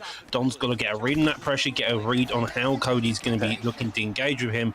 Otherwise, he's not going to have a fun time quite soon. Bro, he ain't just throwing 1s, 2s, and 3s out here. He is throwing like 7 and 8 punch combinations in spots. And honestly, they're landing on the mark more often than not. And this takedown defense, Jay, it's massive. I cannot speak how massive that is to shut 2 takedowns in a row down. Three, not 2. 3, Cyrus. And also, there's a lot of straights being thrown by Peter Yan. Oh my gosh, never mind. I need to stop to do it, Jesus. Like every time, that's the comms curse. And he's taking down himself. Ooh, you know what I was about to say, guys? I was about to say the duck and cross is open for Cody. That's what I was about to say, but never mind. Cody got this. Respect. Cody doesn't need to call now. Respect is given and respect is taken. And that is what Cody Garbrandt is doing here this evening. Leaks the Great, getting his name on the map for certain. If you didn't know this guy before, you will after this one. So far, he is in the driving seat. And if he's able to continue this forward momentum, he is in onto a winner, Doc. But that chin of Cody Garbrandt is always under question. And that is something that we have to pay very, very close attention to as they move into the later parts of this fight. I do agree, the chin is always the scariest part. However, when Yan's on the back, the only person I can really name who's got the ability to knock someone out for the back is Kevin Holland, and I don't see Kevin Holland anywhere in the octagon right now. He named Kevin Holland. That's a good one, naming Kevin Holland, because he did knock out Jacare Souza on his back. And he's the only one I can see doing that. Like, do you know how hard that is to do? Knocking someone out off the back? Yeah, him and... Like, you gotta have real power. Hold on. Cody seems like he could do it as well. The power he's producing here is already looking for this ground and pound. Heavy shots raining down Yan's only just surviving with no head health. 1 HP for sure. that was about as close as it gets, and there's still 2 minutes 35 on the clock. I wonder if this is real time, because this does seem like he is having a bit of a barrage here, and it seems like an extended beating, right? It seems like an extended beating. This may be on real time. No, this is an extended beatdown right now. Because this fight seems like it's been going on all day. Like, we're already 3 rounds in, but we're only in round 2. So I know for a fact it's on real time. It's it's definitely on real time, bro. But that could actually, and it's Leaks the Great that would have hosted the match because he's in the red corner, right? But he's winning this fight, and it would be interesting to see if that actually ultimately goes against him, Doc, because he now has to survive for longer with that Cody chin. Although he's having a lot of success, as we said, momentum can be shifted with quite literally 1 punch on a moment's notice. And that, interesting enough, I believe actually reduces the general power of Cody's shots. And so you've got to take that into account in real time. The general power goes down, and thus the fact he's doing this well with Cody as well is impressive there. Again, a couple of jabs getting out. Lovely little counter shots there, but now Leaks is just taking a step back. He knows he's won the round because he's got the knockdown, but instead Yan comes back, looks for the finish of some type. He's getting out. Hey, that was impressive, because he could have got put down if any of them shots hit him, Cyrus. Yeah, he honestly, I think that's maybe something that we've kind of underspoke about or undercredited in this fight is the defense of Leaks the Great, but it's hard to talk about his defense when his offense is just so beautiful to watch out here, J-Dime. He lands and he lands again. This may be over. Hey, this over. Hey, guys, the match is ended. This is over. Gotta be it, brother. Gotta be it. Yeah, it's over. That's it. Look. Beautiful destruction, pure savagery on display. Leaks the Great once again gets his hand raised, Doc, and honestly, well, we'll look past the fact that it was on real time because they did get the finish in that second round, but that was about as good of a performance as he could have possibly wished for. I mean, almost flawless. Yeah, that was a pretty slick fight overall. You saw that Lexi at no point really looked hurt. He did have a couple of stuns, but the Don just couldn't get anything going, and then coming into that second round, his takedown defense was on point, and so Don couldn't again get anything going, and that was kind of the tail of the tape. You had Leak, getting a lot of these shots off, and then just stopping any type of comeback shots by the Don here. Yeah, and honestly, the Don, Jay, and this is why it's so impressive, is because the Don has been around the scene for a long time. He is a known, well-respected talent on the scene, and honestly, I was expecting a close fight. I was not expecting that. Yeah, and what makes it even more impressive, he did it on real time. With Cody, bro. With Cody, right? With Cody. Yeah. Well, once again, another one for the history books. It takes us on beautifully to the next one, Doc. I'm going to let you tee us up on this one because, of course, we have Billy Colley, the absolute phenomenal kid, the controversial kid that talks the talk and walks the walk, but he's up against an ex-teammate of yours, a guy that's been on the scene a long time in Caliber. How about you set us up for this one, brother? Caliber, a man of many talents, a man who will fake a takedown to then try to fly knee you in the face. He's an interesting guy, to say the least, kind of mental in some capacity. He has a diverse range of striking and grappling to be scared of. He'll beat you on the feet, take you down. I believe Dave has trained him in a lot of cases, and we all know how Dave fights. He's a beast on his own. On the other hand, you have PL1 Hayes. He's been around since UFC 3, a true vet of the game. He started out with very effective boxing, kind of got more, developed his grappling as he came into UFC 4, and thus he's a all-round fighter, but will that be enough to fight someone of the caliber is the question in this fight. I want to chuck this out there as well, Jay.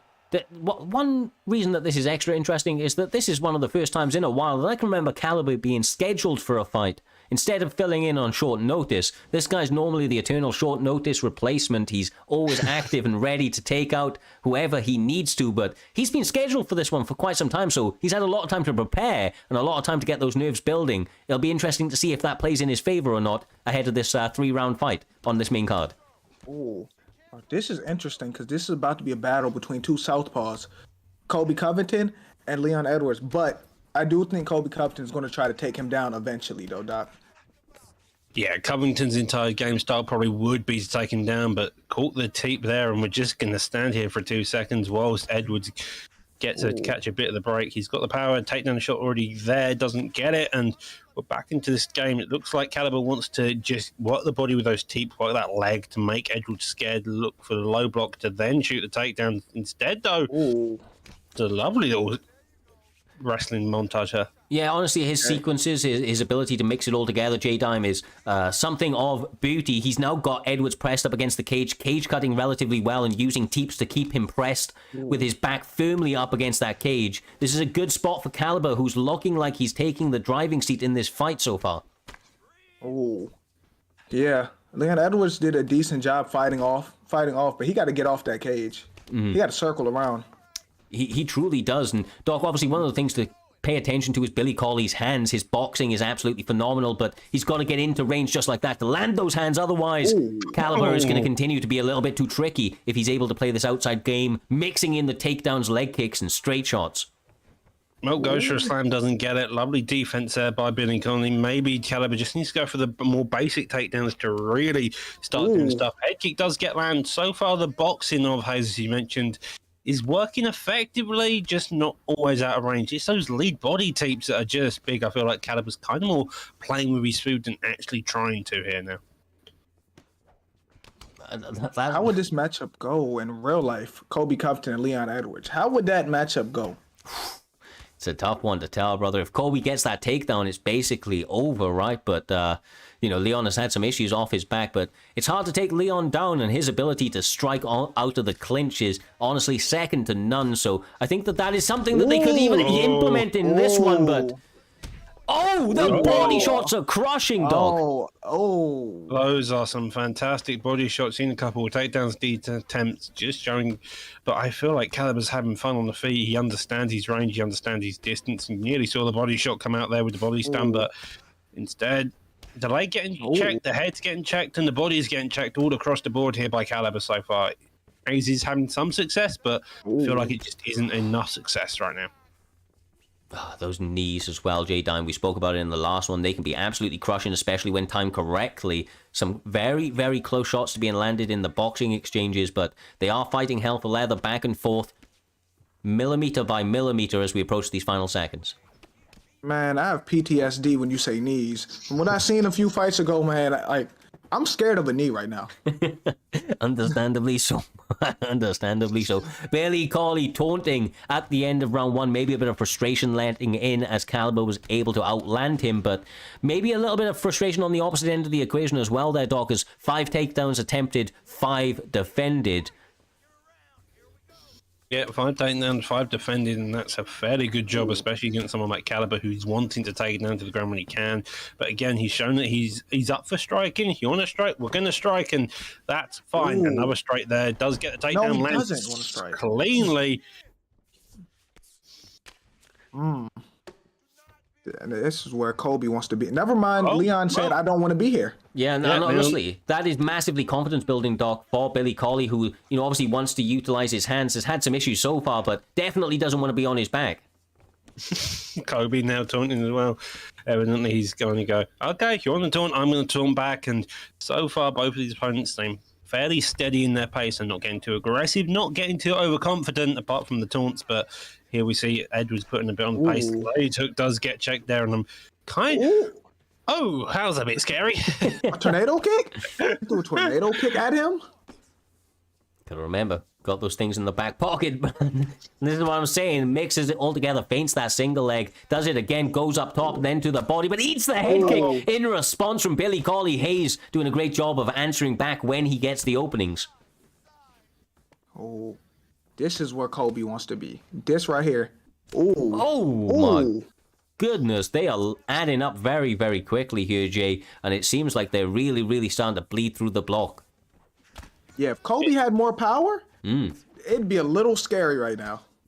Oh, the teep. Even without that power, it's all adding up, Doc. Look at the leg health and the head health every time he connects. They're basically within blink range. Yeah, they really are.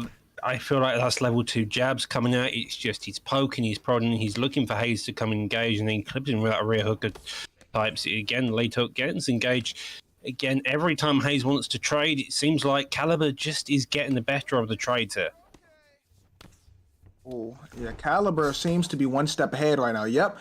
Oh, he's right here. And this is smart because Leon doesn't have stamina. When somebody gets a transition on you like that, you know you've gone fucked up. At some point in that, the trip got him stamina low, instantly on him with the punch, and took his opportunity to advance very, very cleanly. Now he's got him in a very dangerous spot, J-Dime. The ground and pound puts him out. Hey, it's over. Rage quit. He quit. Rage quit. He's out of there. That was quick.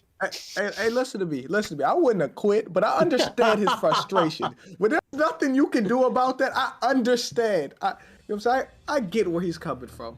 Bro, I have to say, I'm never impressed when somebody rage quits like that. I mean, come on, man. Why you be so angry? That was a good-ass performance from Caliber. He came out there with that full mixed martial arts game doctor that we spoke about. And, I mean, look, you can't be mad, bro. You can't be mad. He didn't cheese him out there. He just did his damn work. And, you've got to be able to take those L's after taking so many W's. Humble Hayes, as he may be coming back in his future, should be known, maybe not so humble here this evening, letting his emotions get the better of him.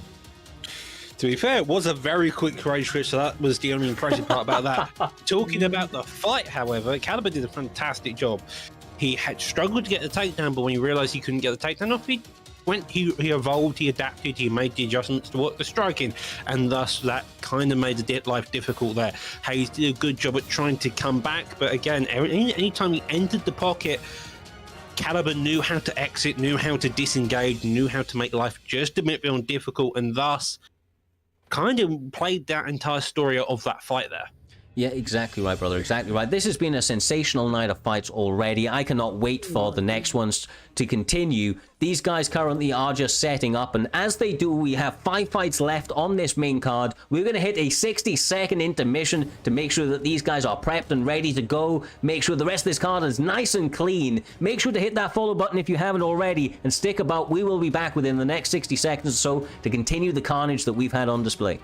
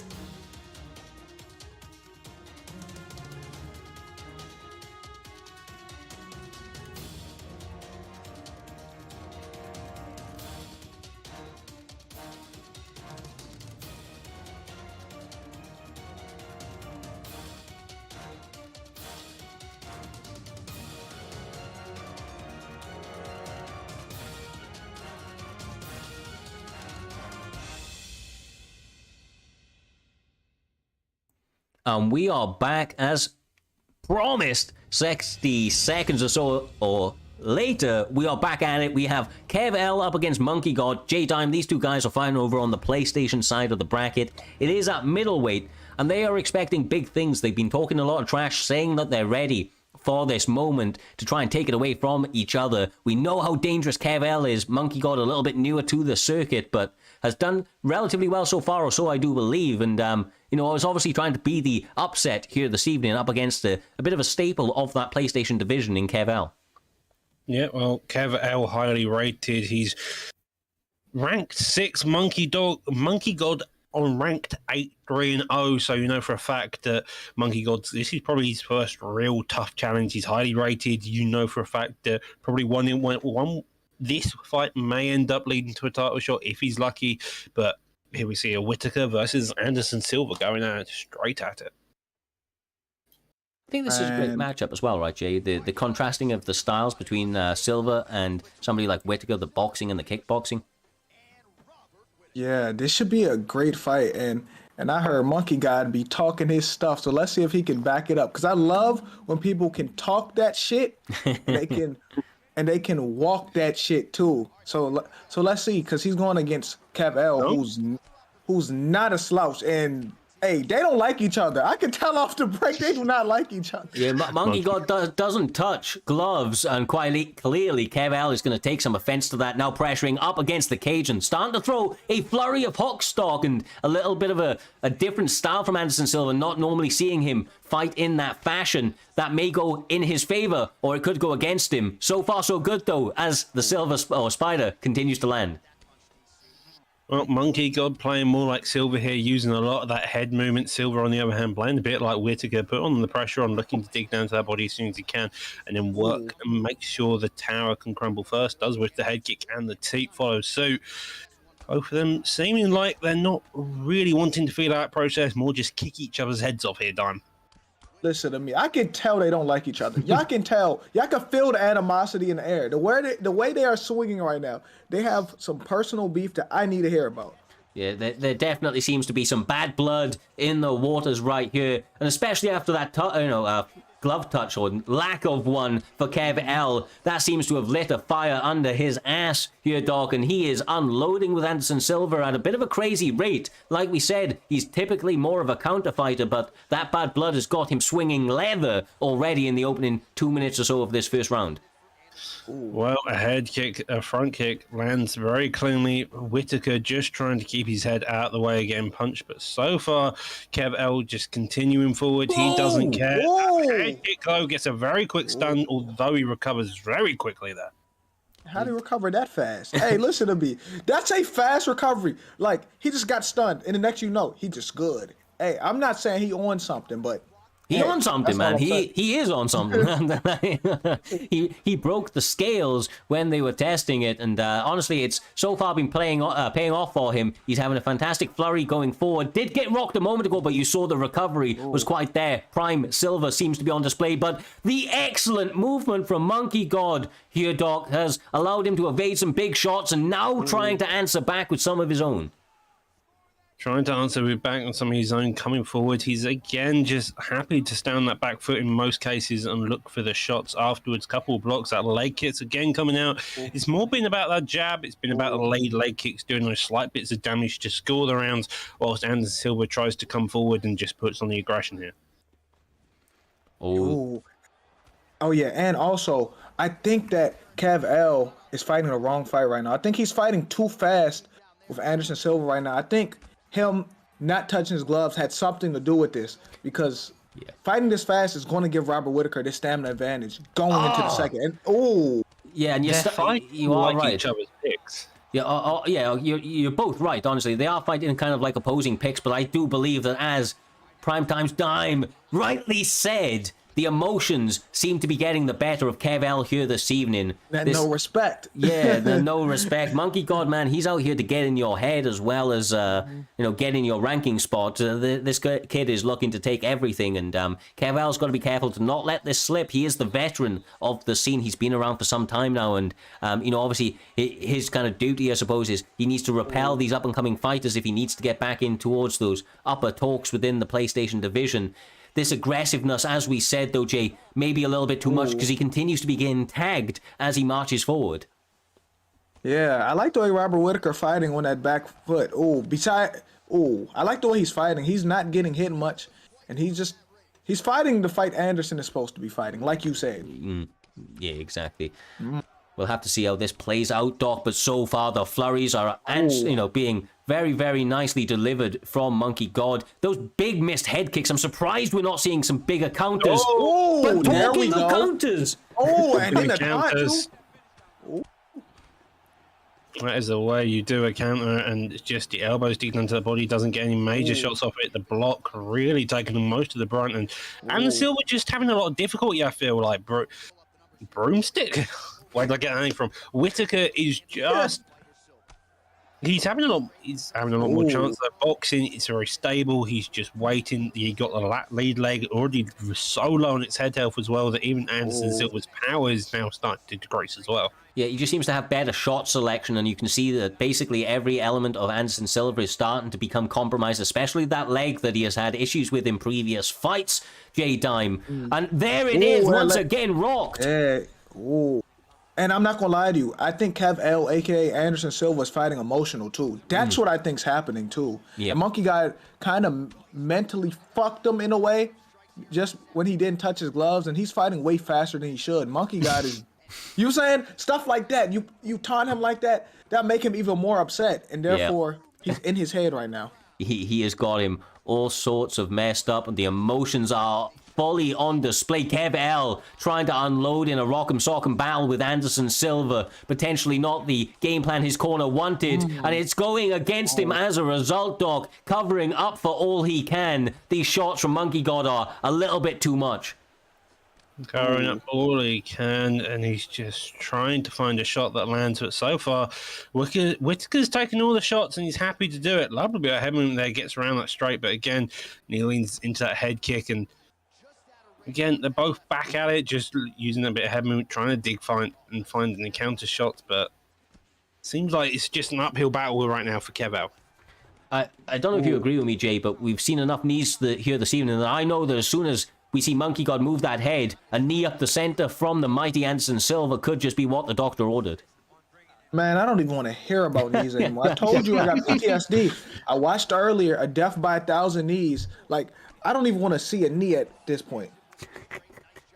Instead, we get leg kicks, lead hooks, jabs, just looking to make their way through the block. Somehow Whittaker is standing on the foot with a head kick. Saved by the fucking bell, bro.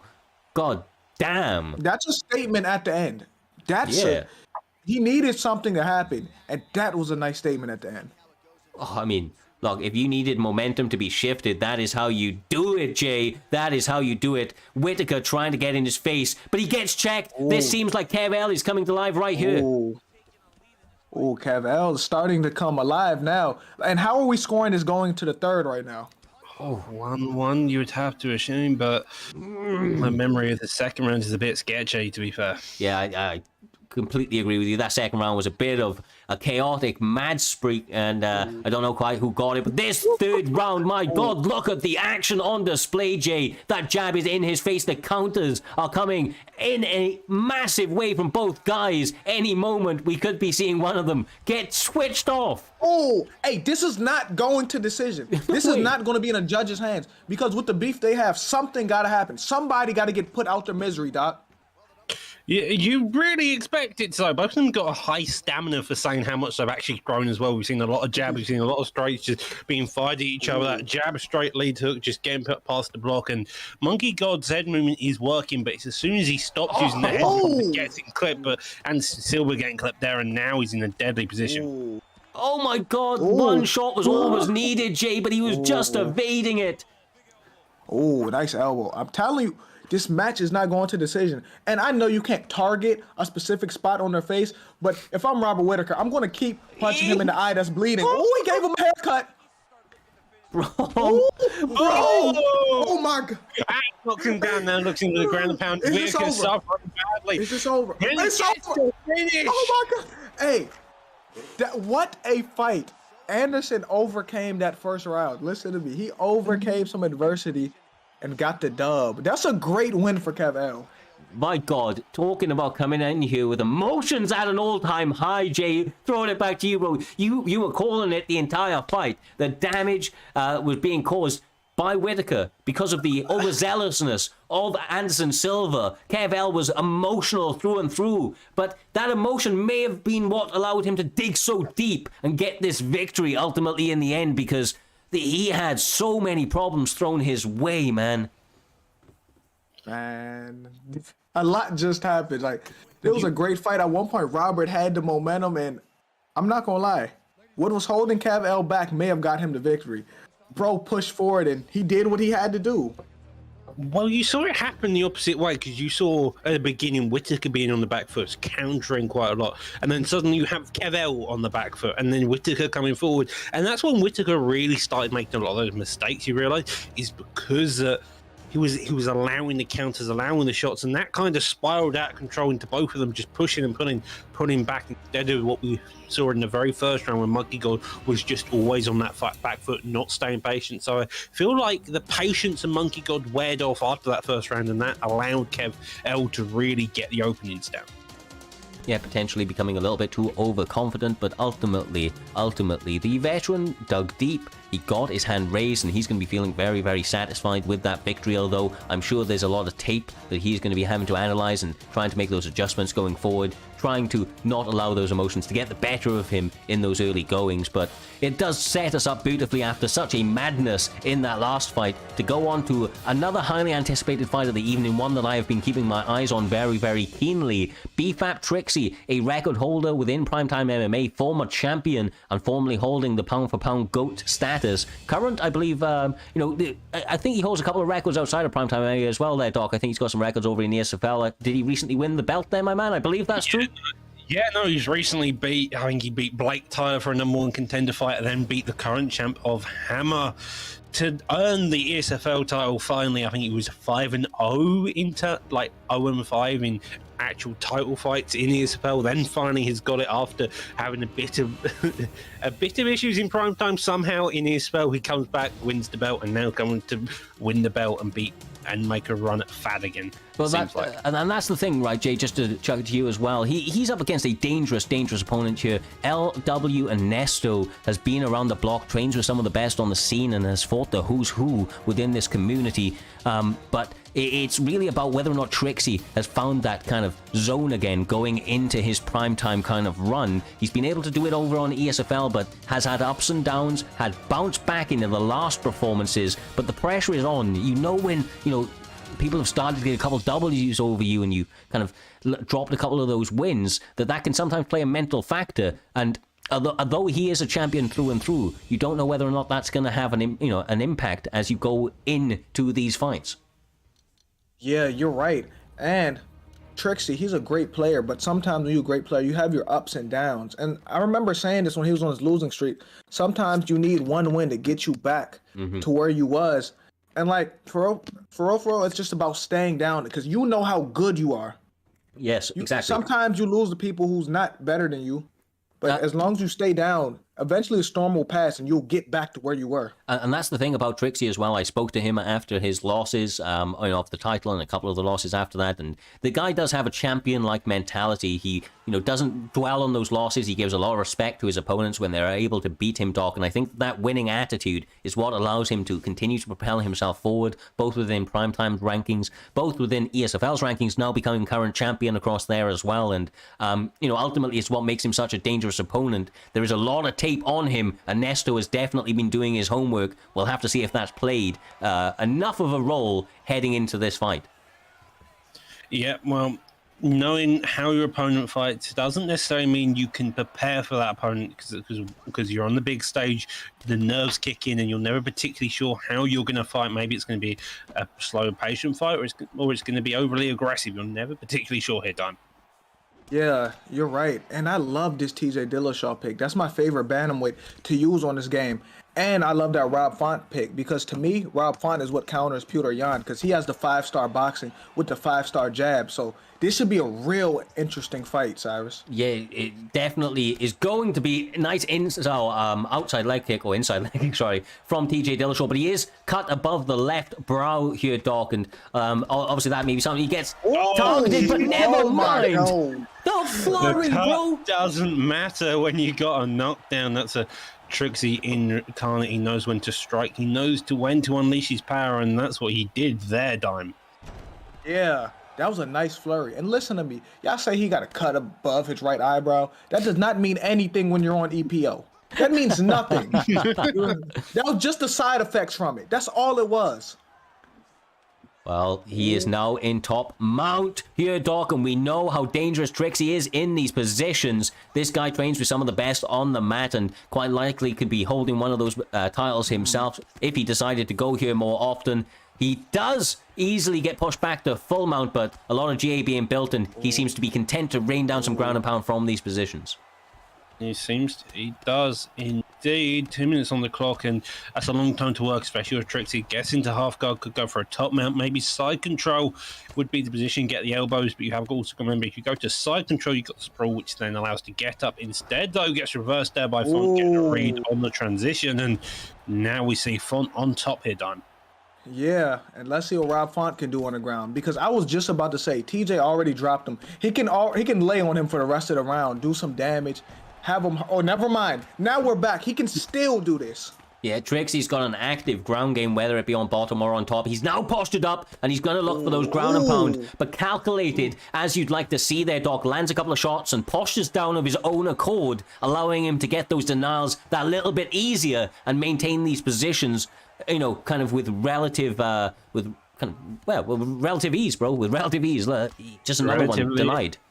Yeah, another deny there in the top man of all places. That's a deadly position. You see him building up that GA and now looks to rain down shots, firing the straights there, getting that block down. Couple of hooks defended, but again, any type of damage you can get done on top mount is massive because it leads to your head health being lower overall, and that makes it an easier time for Trixie on the feet. And you've already seen how easy it can be when he's in the right opportune moments. He got the knockdown earlier on, and this ground and pound just leads to it being a safer bet later into the fight. My God. Man. TJ Dillashaw was really impressive this round. This looked like TJ on EPO plus TRT. That's what it looks like right now. Yeah, this is TJ 2.0 for sure. He's looking fantastic. That flurry that we see in the background of those statistics was something that was honestly mesmerizing. Went from 0 to 100 in 0.1, just unloaded all over Font, put him in a world of pain up against that cage, and then the ground game that followed, Doc, was just as equally kind of defeating for Ernesto. But training with some of the best over at the LW camp, he's going to be very, very kind of prepared for these adversities. And as you see, he stays composed and gets that sidestep, but the offense seems non-stop at the moment for the former champion. Well, no, in the LW camp, you do have CI Webcam, who does have a win over Trixie within a competitive setting, so that is going in the favor of Ernesto. But so far, Trixie has just stay calm, he's composed, he knows when to jab, he knows when to straight, he's trying to look for the leg kicks when he can, but there's no real adversity he's facing right now, it seems like. Ooh. TJ Dillashaw is on point right now. Right now, he can do no wrong on the ground, striking like... He seems real comfortable, like Doc said. Like, there's no adversity. Like, he's just cooling right now. You know what I'm saying? This is a normal day in the office, Cyrus. Yeah, absolutely coasting. Almost seems effortless. But a couple of shots now starting to bleed through for Rob Font. But there it is, the duck and the counter from Trixie. And he is trying to pour it on. But the head movement of Ernesto keeps him in it, at least for the moment, Doc. Yeah, he's doing so well, but... The defense only keeps you alive for so long. It's just a case of Trixie's eventually going to find the shot if you don't find a good counter, a good reason for Trixie to back off. The leg kicks are doing somewhat good, but Trixie's coming back with you at the leg kicks and then working your head at the same time. And obviously, Jay, I don't know if you've noticed, but the feints from Swift Trixie have been getting Ernesto to bite more often than not, and that's due to the damage that's been landed throughout the course of the first opening 8 minutes of this fight. Honestly, he needs to be a little bit careful not to overcommit on those, because some of those flurries are going to get let flown by the former champ if he's given the opportunity. Yeah, I agree with you 100%. And right now, TJ is doing everything. He's damaging his head, his legs, like... This is a nice performance from Trixie so far, but he can't get too comfortable because, like I said, this is a game of momentum. One shot can change everything. Oh, again, lovely job there. And Font is only just keeping it in by the skinny teeth. You see that head help blinking. The leg kicks now working straight. Leg hook also clips him. Gets too aggressive, does get the major lunge around, a classic kind of movement, and just to say on the defensive side. But again, he's starting to come back in the slow and steady, it does seem like.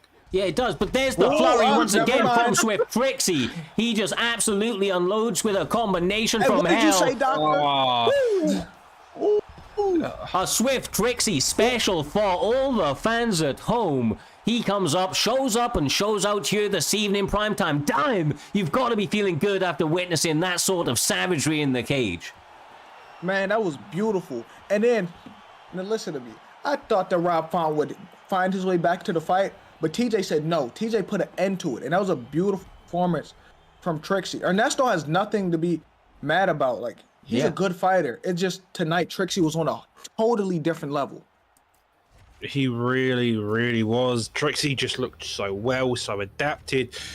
And Ernesto just was trying his hardest to get something going off the back foot, but Trixie came forward and looked, and any time he could get a combo going, he would have a combo, then plus 6 other combos behind it that time. Yeah, man. And like I said, bro, have we went to decision yet? Have we won decision yet, Cyrus? I think we might have had one, bro, but we're going to forget that, right? That basically, no. Yeah. These guys have been throwing... No, shit, what am I talking about? 3 seconds from the end. Wasn't it 3 seconds from the end? Yeah, I don't think we've got a decision.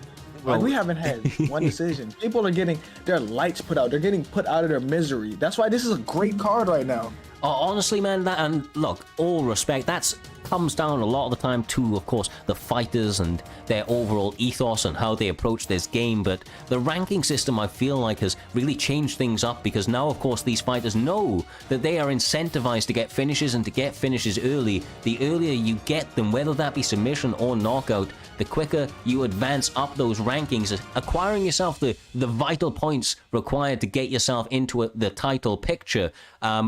Up next, though, just to kind of throw it back to that one as we segue forward, we are having a fight that is completely and utterly not on the graphic. It is between Ned and Reaper. Big Balls Ned and Reaper both stepping up. We had a fight fallout altogether, and of course, we needed an absolute banger for this featured fight of the main card, Doctor. It is going to be Big Balls Ned up against the one and only Reaper.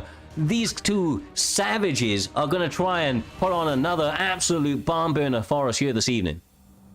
Both of these guys from the PlayStation region. Ned has done a fantastic job. He became the late replacement, beat number 6, if I remember correctly. Reaper, on the other hand, he's a fun old guy. He writes our intros. He's fantastic, and overall always puts on a good fight, no matter win or lose. Had fallen on tough times in terms of his general career on fighting. He's looking to make a comeback against the ever mighty Ned, who sadly can no longer run with the PSN of Big Balls Ned. No, unfortunately not. But look, as we see, Reaper is taking this very, very seriously, and Big Balls Ned letting those big balls be known, J-Dime, as he goes with the Bobby Green pick, which is a bit kind of overconfident to say the least. I rate it, don't get me wrong. Everybody loves a little bit of Bobby Green, but it's going to be tough to go up against a McGregor, especially a McGregor from an Irishman himself in Reaper. Bro, listen to me. Why did Big Balls Ned change his name? Like, Ned, why the fuck did you change that, sadly. Bro, that name, like, that She Loves Tokyo name is cool, but, like, that Big Balls Ned had a ring to it. Mm-hmm. That it did. Starting out quickly, though, talking about rings.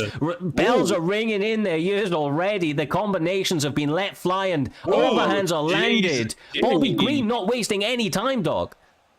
Well, Bobby Green has a worse jab than Damian Maya. I'm going to use that as the stepping point to really state Bobby Green. However, he's got 94 and 95 hand speed and power, respectively, so he's no man to gawk at when you're exchanging with McGregor. In that case, McGregor, on the other hand, is known for his killer boxing, and thus, as you can see, he's already putting on the tap pain here, Dime. Yeah. Like I said, hey, this may be over. Hey, the match may have just ended. Hey, the match may just ended and it just started. Never mind. No, he survives. He survives. I was about to say, Ned, if the match would have ended, it's because you picked Bobby Green if it ended that fast. But, like, I respect the pick, though. But you're going to get Never mind. Is he going to secure the swag points? No, he gets pole counted. It may be over. God damn. I am Reaper taking souls here this evening. One shot was in Reaper is trying to just get the finish. Bobby Green surviving by the skin near his teeth. Only just mentioned it. This is a featured fight of the main card. All right.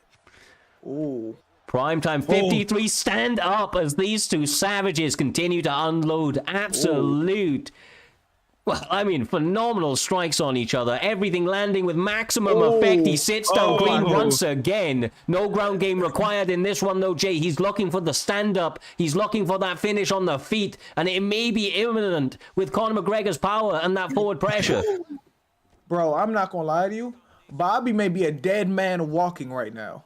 Because, listen to me, all them knockdowns or all them shots have taken a toll on his stamina right now. He is landing. He's making good reads, but you're right. He's basically kind of a, stuck in the mud at this stage. The stamina is basically shot to shit. Conor McGregor's looking clean and fresh. Got a number of knocks and flurries off. And, the footwork is absolutely exceptional here. Reaper is dialed in and looking really good at this stage, as he should with the McGregor pick over the Bobby Green pick here, Doc. Yeah, McGregor is just having his way with it. But again, Bobby Green's finding the shots. But as I say, that the uppercut clips him, and he's having a tough time. He does seem like he's still in the fight, though. I mean, he is still in the fight, but it's just the problem is he's fighting Conor right now. That's a problem? Oh my God! Y'all want to see a dead body? Bobby Green, I'm sorry to say, just died in the octagon.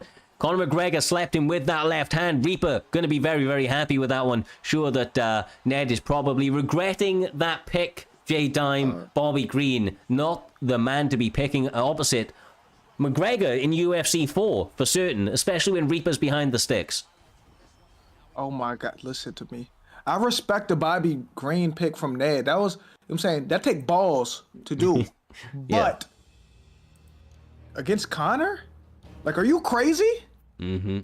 Exactly, bro, exactly. Sometimes, you make your bed, you've got to lay in it, and that's what happened here this evening. Once again, we rate the pick, but of course, especially when your competitor, when your dance partner, as you will, Doc, is taking it, that next level serious, trying to get themselves those extra W's required, you've got to make sure that you take that, that drive, that focus that they have very, very seriously. Otherwise, it's going to go down much like that. Reaper and, the likes of him are going to come through and land hellacious combinations on your dome.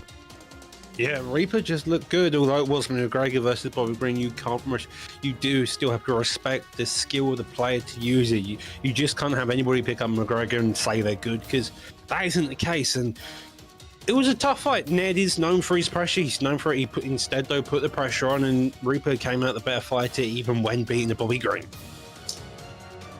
It does segue us absolutely beautifully into the co-main event of this evening, J-Dime. We're going to be having BFAP's very own, built for ankle picking, Jakey, the absolute savage in the cage. His ground game is one to be absolutely terrified of, and his recent advancements in his striking are quite honestly second to none. But he's up against one of your favorite fighters in S&B's very own mix-ups. It is a welterweight bout for the ages, and I know that you're just as hyped as I am for this one, my man. Yeah, I'm looking forward to this fight, not just because Mix-Up is fighting, because it's the co-main event. That means we're getting closer to the main event, and no fight has disappointed yet. So I believe this fight is going to be another great fight as well. Yes, sir. The primetime guarantee continues to deliver time in, time out, and this co-main event is going to be just the same, people, as we see Colby Covington on the side of S&B Mix-Ups taking on Jakey B with Gilbert Burns. I have to say, Mix-Ups, that's a very, very good pick for him. He likes to mix in the takedown attempts here, dog, whether it be feints or otherwise, and his all-round mixed martial arts game is what often separates him from his opponents, but he knows that that's going to be maybe a little bit of a tougher test up against somebody like Jakey B, who is about as well-versed on the mat as it gets. So definitely something he needs to pay close attention to, especially with that jiu-jitsu of Gilbert Burns. I do agree. He's very well versed overall. However, it should also be noted that Jakey's built up a lot of his striking technique in the past. He's beat Killer Jake. He's got Killer Jake on his record, who we saw earlier take out Aaron in a despising contest using that McGregor. And so that's also to be noted here that he may be a grappler at heart and part of the built for ankle picking camp, but he also has on the ability to strike here. Exactly right. They're starting it out quickly. Primetime dime. He's marching forward with that jab. Jakey B trying to take the lead in this one. Got your boy Mix-Ups up against that cage, covering up and trying to look for his openings. I wonder if this fight is going to go to the ground anytime soon, because we got. Speak of the devil, and he shall shoot a takedown. He heard me. Mix-Ups doing what he does best out here, dog, and mixing it all up. Gets that takedown early, a lot of time for him to work, but as we aforementioned, he's got to be careful up against the pedigree of Jakey B when it hits the ground. Well, Jakey can tend to take it onto the mat as well. Does get denial in top mount now. Mix-Ups is for some desperate times. Does get the hooks defended. Lovely job there. Tries again. Doesn't get anything else. That head health does go down a bit now. And this is a deadly place to be if you're Mix-Ups. Exactly right. And he now slices into that side control like butter. Like butter, Jay. But an active scramble now finds themselves in this kind of side saddle position. And obviously this is not a great place to be when you're up against somebody like Jakey B. No, it's not. But Colby Covington's back to his feet. Oh, momentarily. Never mind. Yeah. Momentarily. This is where Jakey B wants to be. Jakey B wants to show him just levels on the ground. That's what he wants to do right now. Yeah, and obviously if you know that your opponent wants to get it to the mat, Doc, we've discussed this in the past, you cannot be afraid to engage them in that grappling. Otherwise, their game plan is unchallenged. They're able to take you down and they have nothing to fear. He does decide to get back to the feet here, but obviously that's something to play a factor as well, is take advantage of some of those top control positions when given the chance. No, it seemed like he mainly gave it up just due to the GA. Mix-Up was punching a lot. The GA was built, so there's no really point. Otherwise, you end up just in a constant roly-poly motion. I feel like here, though, you've got a minute 40 left on the clock. So far, Mix-Up's his main strike has been that calf kick, ducking under the shots of Jakey, looking to do the damage there. Jakey, on the other hand, jabbing, getting that hook around, just hoping to do some damage to score on the scorecard so far, time. Yeah. He done double jabbed a million times, too. Mix-Up's got to start slipping some of these, Cyrus. Yeah, he really does. And, that was absolutely beautiful. Pivot lunge, absolutely clean as they get from S&B Mix-Ups. Doesn't eat the right hook from Gilbert Burns, who is an explosive puncher here, Doc. And obviously, a very, very good takedown defense as well. Gets denied a teep, another kick. It seems like Mix-Up's game is all about this kicking game. He's not going to want to engage you in the first round. Instead, he wants to take you down and kick your legs out to begin with, and then probably start opening up within the second round. So far, though, Jakey's probably taken this round, looking to put the pressure on a bit more, and he's slow, he's steady, and with someone like Gilbert Burns, that's especially what you need to be doing. Kobe's got the cardio, so if you get too aggressive, you're going to have issues here. Yeah, isn't it 100 cardio, J-Dam? I think it was you that mentioned that before, brother. Yes, sir. Yeah, that is mental, man. I mean, I know that he hasn't like an unchallenged kind of cardio tank, but that 100 cardio stat is a big standout statistic for the likes of Colby Covington and his supporters. Not a 99, but 100. Yeah, I mean, you don't see it often, right? Yeah, it's only a few in this game who got 100s. It's him and Max Holloway both have 100 cardio in this game. Imagine Usman has 100 cardio, but I could be wrong there. He has 99 cardio and he has 100 takedown defense. Ooh. Inside leg kick for Mix-Ups. He's eating the worst of the boxing combinations, but the kicks and the knees, funnily enough, Doc, are doing very, very good for him. And the knees. I wasn't going to throw that one to you, Jay. Don't worry, bro. The morning's coming out. Pull elbow, though, does get it some success. Again, the leg kicks, the leg kicks, the leg kicks, the leg kicks. Part of Mix-Up's game, and he works them so well. It just is constantly there. Yeah, they trade on a slip hook as well to boot out here, J-Dime. But as he said, the leg kicks, no, I'm joking. They landed up very, very nicely for Mix-Ups. He's doing it so well, variating it in with his boxing combinations. I think it's got Jakey B a little bit flustered at the moment, Jay. Yeah, Mix-Ups is starting to do his thing. Right now, he's getting hit with the bigger shots on the feet, but them knees, and them leg kicks is hitting Gilbert Burns. They're hitting him and them teeps now. Yeah. Like his left leg is kind of messed up right now. Yeah, and he knows that his opponent's biting on it, Doc, and he's using feints as well to get his opponent to bite on certain parts of it, just like that right there, trying to catch him with a feint into a straight. His opponent becoming a little bit, kind of wise to it, but there's just so much coming at him that there's, enough landing that it's causing these problems right here, Doc. And another knee there, just clipping him on the pullback.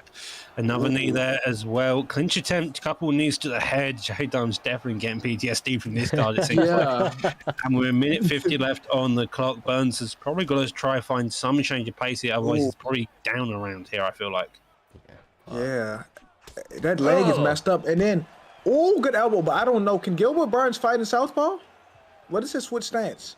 I'm not too sure. I don't think it's that high. Yeah, it's probably in the 80s, right? But the takedown is there for him. He's not going to get an opportunity to utilize that switch of the stance and try to get something going in that way. Obviously, it opens up different angles, of course, but when you're on your back with Colby Covington on top, Dog, you know that there's a barrage coming your way, especially when there's only 50 seconds left. It's just a matter of time before he postures up and does just... I was going to say just this right here, but he throws the one and goes back down.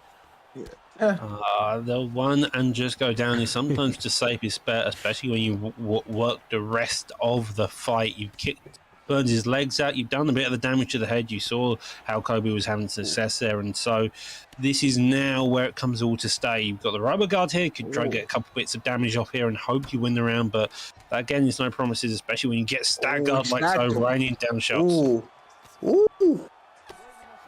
See, that's the problem with rubber guard there, Jay, when you're up against somebody like Colby Covington, a heavy wrestler, is that stack guard, when your opponent gets it, of course, if you're able to get the head movement off, you're able to, quite easily separate, but if they're landing, that's that postured position, just too much damage adds up way too quickly, man. It's a high risk, high reward sort of spot. Yeah, I agree with you 100%. And what are we scoring this right now? Going into the third, because right now I have Mix-Ups up right now. I honestly don't know. I can't remember the first round clearly enough. There's just been too much chaotic madness going into this fight. Takedown. And that's where you want to keep it if you're Jakey. His leg kick got kicked out there, Looney, and this is exactly a crucifix? Yeah, and this is not great. He does get the denial off as well. Absolutely massive and maximizing with some nice elbows. This is brutal for Mix-Ups here, Jay. Elbow. Oh, yeah. Hey, I'm not going to lie. This is not where you want to be if you're Mix-Ups. It will get ugly right here. He was in that crucifix for a good little second. It's not a place you want to be, and with any good grappler, crucifix can be a deadly position. Does take Batman, goes into the back sitting here with flip over, could look for the top man or go for backside himself. It's kind of seeing who gets the better GA here. That black belt jits is on display here this evening, J-Dime. I mean, honestly, very, very nicely done by Jakey B to ride out these positions, but he does find his opponent back on his feet after a calculated movement and scramble to get back up to his back up on his pins here. Yeah. Oh, hey, he was about to go for a takedown too again. But I'm not gonna lie, if I'm Colby Covington, I may need a stun, or I'm gonna kick that leg. I'm gonna kick that leg even more. Yeah, I mean, this is continue. I was just going to say, the way that he was, doing it on the feet coming to the end of that last round has got to give him so much confidence. He feels like if he can stuff this takedown now, Doc, he's just going to have his way on the feet. But got to remember that Jakey is dangerous in all regards. Jakey is dangerous in all regards, and this is where it comes out because of mix-ups. Knows that if he pushes too hard, if he gets too cocky on the feet, he's going to have issues. However, Jakey knows that he wants that takedown, and thus that's what he's looking for. He wants one takedown to get him down, to then secure the round, to just ride it out. He's happy to ride it out. Neither of them looking for anything. He's up. Takedown in his zone, doesn't get it, but that was a lovely sequence right there. Just beautiful offense and beautiful defense displayed on both ends of the table. Spinning back fist attempted, and this takedown was almost there, It's but defended. It's defended. And that's very clean. He missed a shot when that takedown was shot, when he was taken. So that was a lot harder to deny. But once again, it holds true for Mix-Ups, who seems to be all over it over the latter end of this fight. Ease. He may end the round for mix-ups, and he's trying to get a no finish judges here. needed. He ended it. No judges needed. We are not going to the judges tonight. needed. Ever. We are not going to the judges, guys. I was kind of scared this one would go, but it didn't. It lived up to the hype. Another finish. Mix-Ups getting the job done over a very, very notable opponent, Doctor. That's a massive feather in his cap. Jakey B from the BFAT Boys is, a savage all round on this game. But Mix-Ups doing what he does best, mixing it all together. And that was really the remedy to his successes here this evening. Yeah, Mix-Ups just knew those leg kicks were probably the biggest factor of them all. You just saw how Mix-Ups dug to that leg. You saw Jakey have success in the first round, but then as soon as that leg got compromised, Jakey had a lot more tough. He had a tougher time, and overall, that kind of led to his downfall throughout the entire fight that done. Yeah, I agree with that. And that was a tremendous fight that I thought would go to decision. Yeah. I really thought it would. And on the decision time, just to chuck you this, they were actually 19-19 going in. So when we were not sure, they just showed us before I switched off it. They were 19-19 going into that third round. Oh, so he took that round. He said it will not go to the judges' hands. And like I said, it lived up to expectations. I don't know how many fights we have so far because I'm not good in math, but I just know all of them have been finishes. Yeah, honestly, like I said, or like we said, it was beautifully coined by the mighty Bane. Primetime Guarantee continues to deliver, people, so you continue to tune in and these guys continue to show up. And talking of just that, a guy that absolutely showed up and showed out in his last performance, the current reigning champion, Johnny 2049, is taking on an up-and-coming threat, J-Dime, Trials War, a guy that is on a killing spree right now and believes that he has the muster, if you will. He has the will and the might to become the next Primetime champion and take this away from Johnny. Ooh, hey, this Johnny, right? The first time I seen him fight is when he fought Humble, right? Yep. I think it was. Johnny, a.k.a. I call him a KIA killer. You know why? Because on his route to that championship, he took out Humble. Yeah. Then he took out Tig, a.k.a. Filthy Uncle Ben. Like, he didn't have an easy road to the title. Nope. And then he came out on top. That's why I'm interested to see how he defends this belt tonight. Yeah, and he's part of a new camp as well, CTE. He trains with the likes of Cart that we saw earlier on this evening, having another standout performance, and I believe Brady is on that side of the camp as well. So, some absolute killers, and they have phenomenal striking, Doc, which is something that I believe is noted on all of their resumes, is that they have phenomenal striking. Of course, Carter has that ground game to back it, and I imagine that Johnny's been put through his paces in those in those positions as well, but with two kind of absolute barn fighters like this standing across from each other, I expect nothing but action across the next 25 minutes. 5 rounds scheduled, Primetime 53. This is your main event, and we have it in the box, Doc. They are getting underway very, very quickly. They are no fear in that process, indeed. Already got the uppercut on the body shot, so Johnny's well known to that. But the jab, a lead hook, the jabs of Trials War are coming out established and well known. And this is looking like it's going to be a tough uphill battle so far. Trials War is coming out the more aggressive fighter here, Diamond. So far, Aldo is struggling to find any momentum backwards. Yeah, and it's scary when you're going back against Pewter Yan, because Pewter Yan has that power. That's a scary individual in this weight class. Really is. Oh, can you just see every shot he lands is either on the block or just giving him a haircut on the chin, nose, or head, it seems like, and digging that body as well. He's just working that cardio as well there, Luna. Yeah, honestly, Johnny's doing a great job of going to the head and countering in that regard, but I have to say Jan's attack to the body is going to play dividends, especially against an Aldo pick, although he does have to be wary of the head health damage that is coming back his way, because Johnny is a killer, J-Dime, and continues to land very, very clean shots square on the chin of Peter Yan. Yeah, Johnny needs to just weather the storm a little bit, because hold on. Charles War said he wants to take the title. He don't want to win it. He want to take it. That's what it looks like, because he's going at him right now. And for real, he just needs to weather the storm right now, because Peter Yan looks dangerous right now. Trials War said, Doc, that he was going to become the next Primetime champion on the PlayStation division, and he looks like he is ready to take it right here, right now. This is absolute madness with the contender pushing forward, landing blow after blow. Jesus Christ. Jeez. Hey, this pace Peter Yan is putting on right now is insane. Ooh. It's fast, it's steady, it's constant. Yeah. It's reminding me of Trials War against Sick War, and those two went at it like ballistic 3-round war, even though it should have ended in the first. And seems like Trials War doesn't want to go through rounds. He wants it out in this round, but Aldo is sticking around trying to look for any comeback shots he can do. But He ain't sticking around for long with combinations like that, J-Dime. Yeah, I'm not gonna lie. Jesus. This is looking bad right now.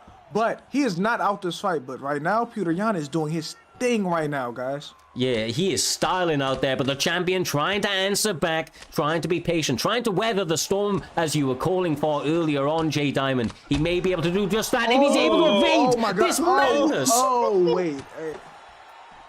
Whoa. Brother, what am I witnessing here in this main event? Gold is on the line, and they are fighting like it. He has cut the cage off well, and he's been stuck backpedaling. That's the problem. He needs some teeps or something to make him respect him. I want to see the stats. I do too. Please show the stats. Please show the stats. Oh, Jesus. My God. 149? 149 strikes to 890 in the first round. Poor Aldo is the only thing I can say there. To quote a lovely gentleman in the chat, Jesus, Trials War is all it here this evening, and he is starting out the second round like he was in the first one. Oh my goodness, man. Oh my gosh. You can't go straight back against Peter Yan either. Oh my God. Oh my, hey, this is it. The pace he's putting on him right now is insane. The champion has not been able to answer the onslaught coming his way, Doctor. Now he finds himself in side control with the contender, eking out this victory. But he gets reversed. He gets reversed. Okay, the champion with the reversal. Okay. This is a time for Aldo to breathe, to recover, to try and get any type of damage to make his point, to show that he's a champ. If you're the champion, you know how to dig deep, and maybe he stands a chance here, but who knows? Man, I don't know. Like, he has a chance, but the way this fight has started, Peter Yan has been, I'm not gonna lie, that pace is crazy.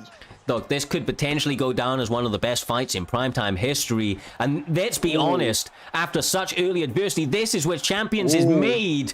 Johnny now in top mount with 2 minutes, 55 seconds on the clock, Doctor. A lot of time, a lot of stamina, and a lot of built-up anger, I would imagine, after eating all of those shots on the feet. Trials War was the one who took it here as well, and so Aldo's now taking the dominant range here. He is against the knockdown. He is against the entirety of the first round, but a full position here, digs to the body, just try work. That cardio is maybe the best attempt. Does get denied on the back sit in transition and could go for an up get up just to get into that clinch, but who knows with the full process of these two fighters here. J-Dime, I think that these guys heard us at the beginning of the bill. It's Pudgy's birthday. They're coming out here, and they're giving out lumps. They're trying to show up for him, put on a fight for us all around the world, and I cannot believe that the pace. Look at this madness. He is out. He literally sent him flying through the air. Aldo is laying there, lifeless, up against the cage. Peter Yan had a point to prove here, J-Dime, and my God, did he prove it. The champion and new Trials War. We have a new champion in primetime now. Trials War put on the performance of a lifetime. From the start of the bell, bro put a pace on Johnny. put a pace on him. Johnny had his success in the middle of the second round on the ground, but at the end of the day, Petr Yan was just too much, and that pace was too much for him to handle. That was a fight and a half. Non-stop pressure from Charles. He put the pressure on. He did not stop. Aldo was suffocating each and every time. He tried his hardest. He ended up on the ground. He had some success, but as soon as he got back off the ground, that was it. Honestly, that was a fight and a half. Honestly, that is what this is all about. These sort of fights are why you turn up and tune in. And honestly, an absolute pleasure to call. A champion is made here this evening. Trials War went through all of the trials and tribulations, as as was beautifully pointed out earlier on in the fight. He was not given the easy road here, J Dime. He had to fight for everything that he got, step by step, towards Johnny. And Johnny, as high level as they get, just went into this fight, paid him no respect, marched him down, and landed everything that he wanted to throughout the course of those, 12 minutes or something like that? I think that was. Not even that. Not even that. 7 or so minutes. He was able to get that belt in 7 minutes. Listen to me. He didn't win the title. He took it. He took the title. Because he went there guns blazing, balls to the walls. Yeah. Like, that's insane. That's crazy to me. Well, sorry, as you were saying, Doug. He came out there and just... The pressure was more than Bang Bang. Yes, that was Bang Bang. If someone told me Bang Bang was that fight, I would believe him, because he played like Bang Bang and he played better, I would say. And that's a hell of a compliment in terms of Trials. So fantastic job doing that. Yeah, a night to be remembered for Trials and, the War Camp as a whole. That's a fantastic, kind of, I don't know, milestone, I would imagine, for him within the community. It's obviously Primetime MMA. The belt is not easy to get, and for him to secure it, especially in that sort of fashion, is honestly mesmerizing. It has been a fantastic card. Primetime 53, an historic event, finally in the books. These guys all showing up and delivering. I want to take a moment to thank each and every one of you in the chat here this evening, all of the guys in the back that work so hard to put these events together. Of course, my commentary brethren right here in J Dime himself and Doctor Who, or Dr. Slock, K1 Meyer, if you will. It has been an absolute pleasure. Make sure to join the raid, make somebody's night here this evening ahead of the UFC, who also have a sensational night of fights booked for us. Enjoy yourself, stay safe, and we will be back with the next one, Friday, 8:30 p.m. That is GMT and 3:30 EST. Much love.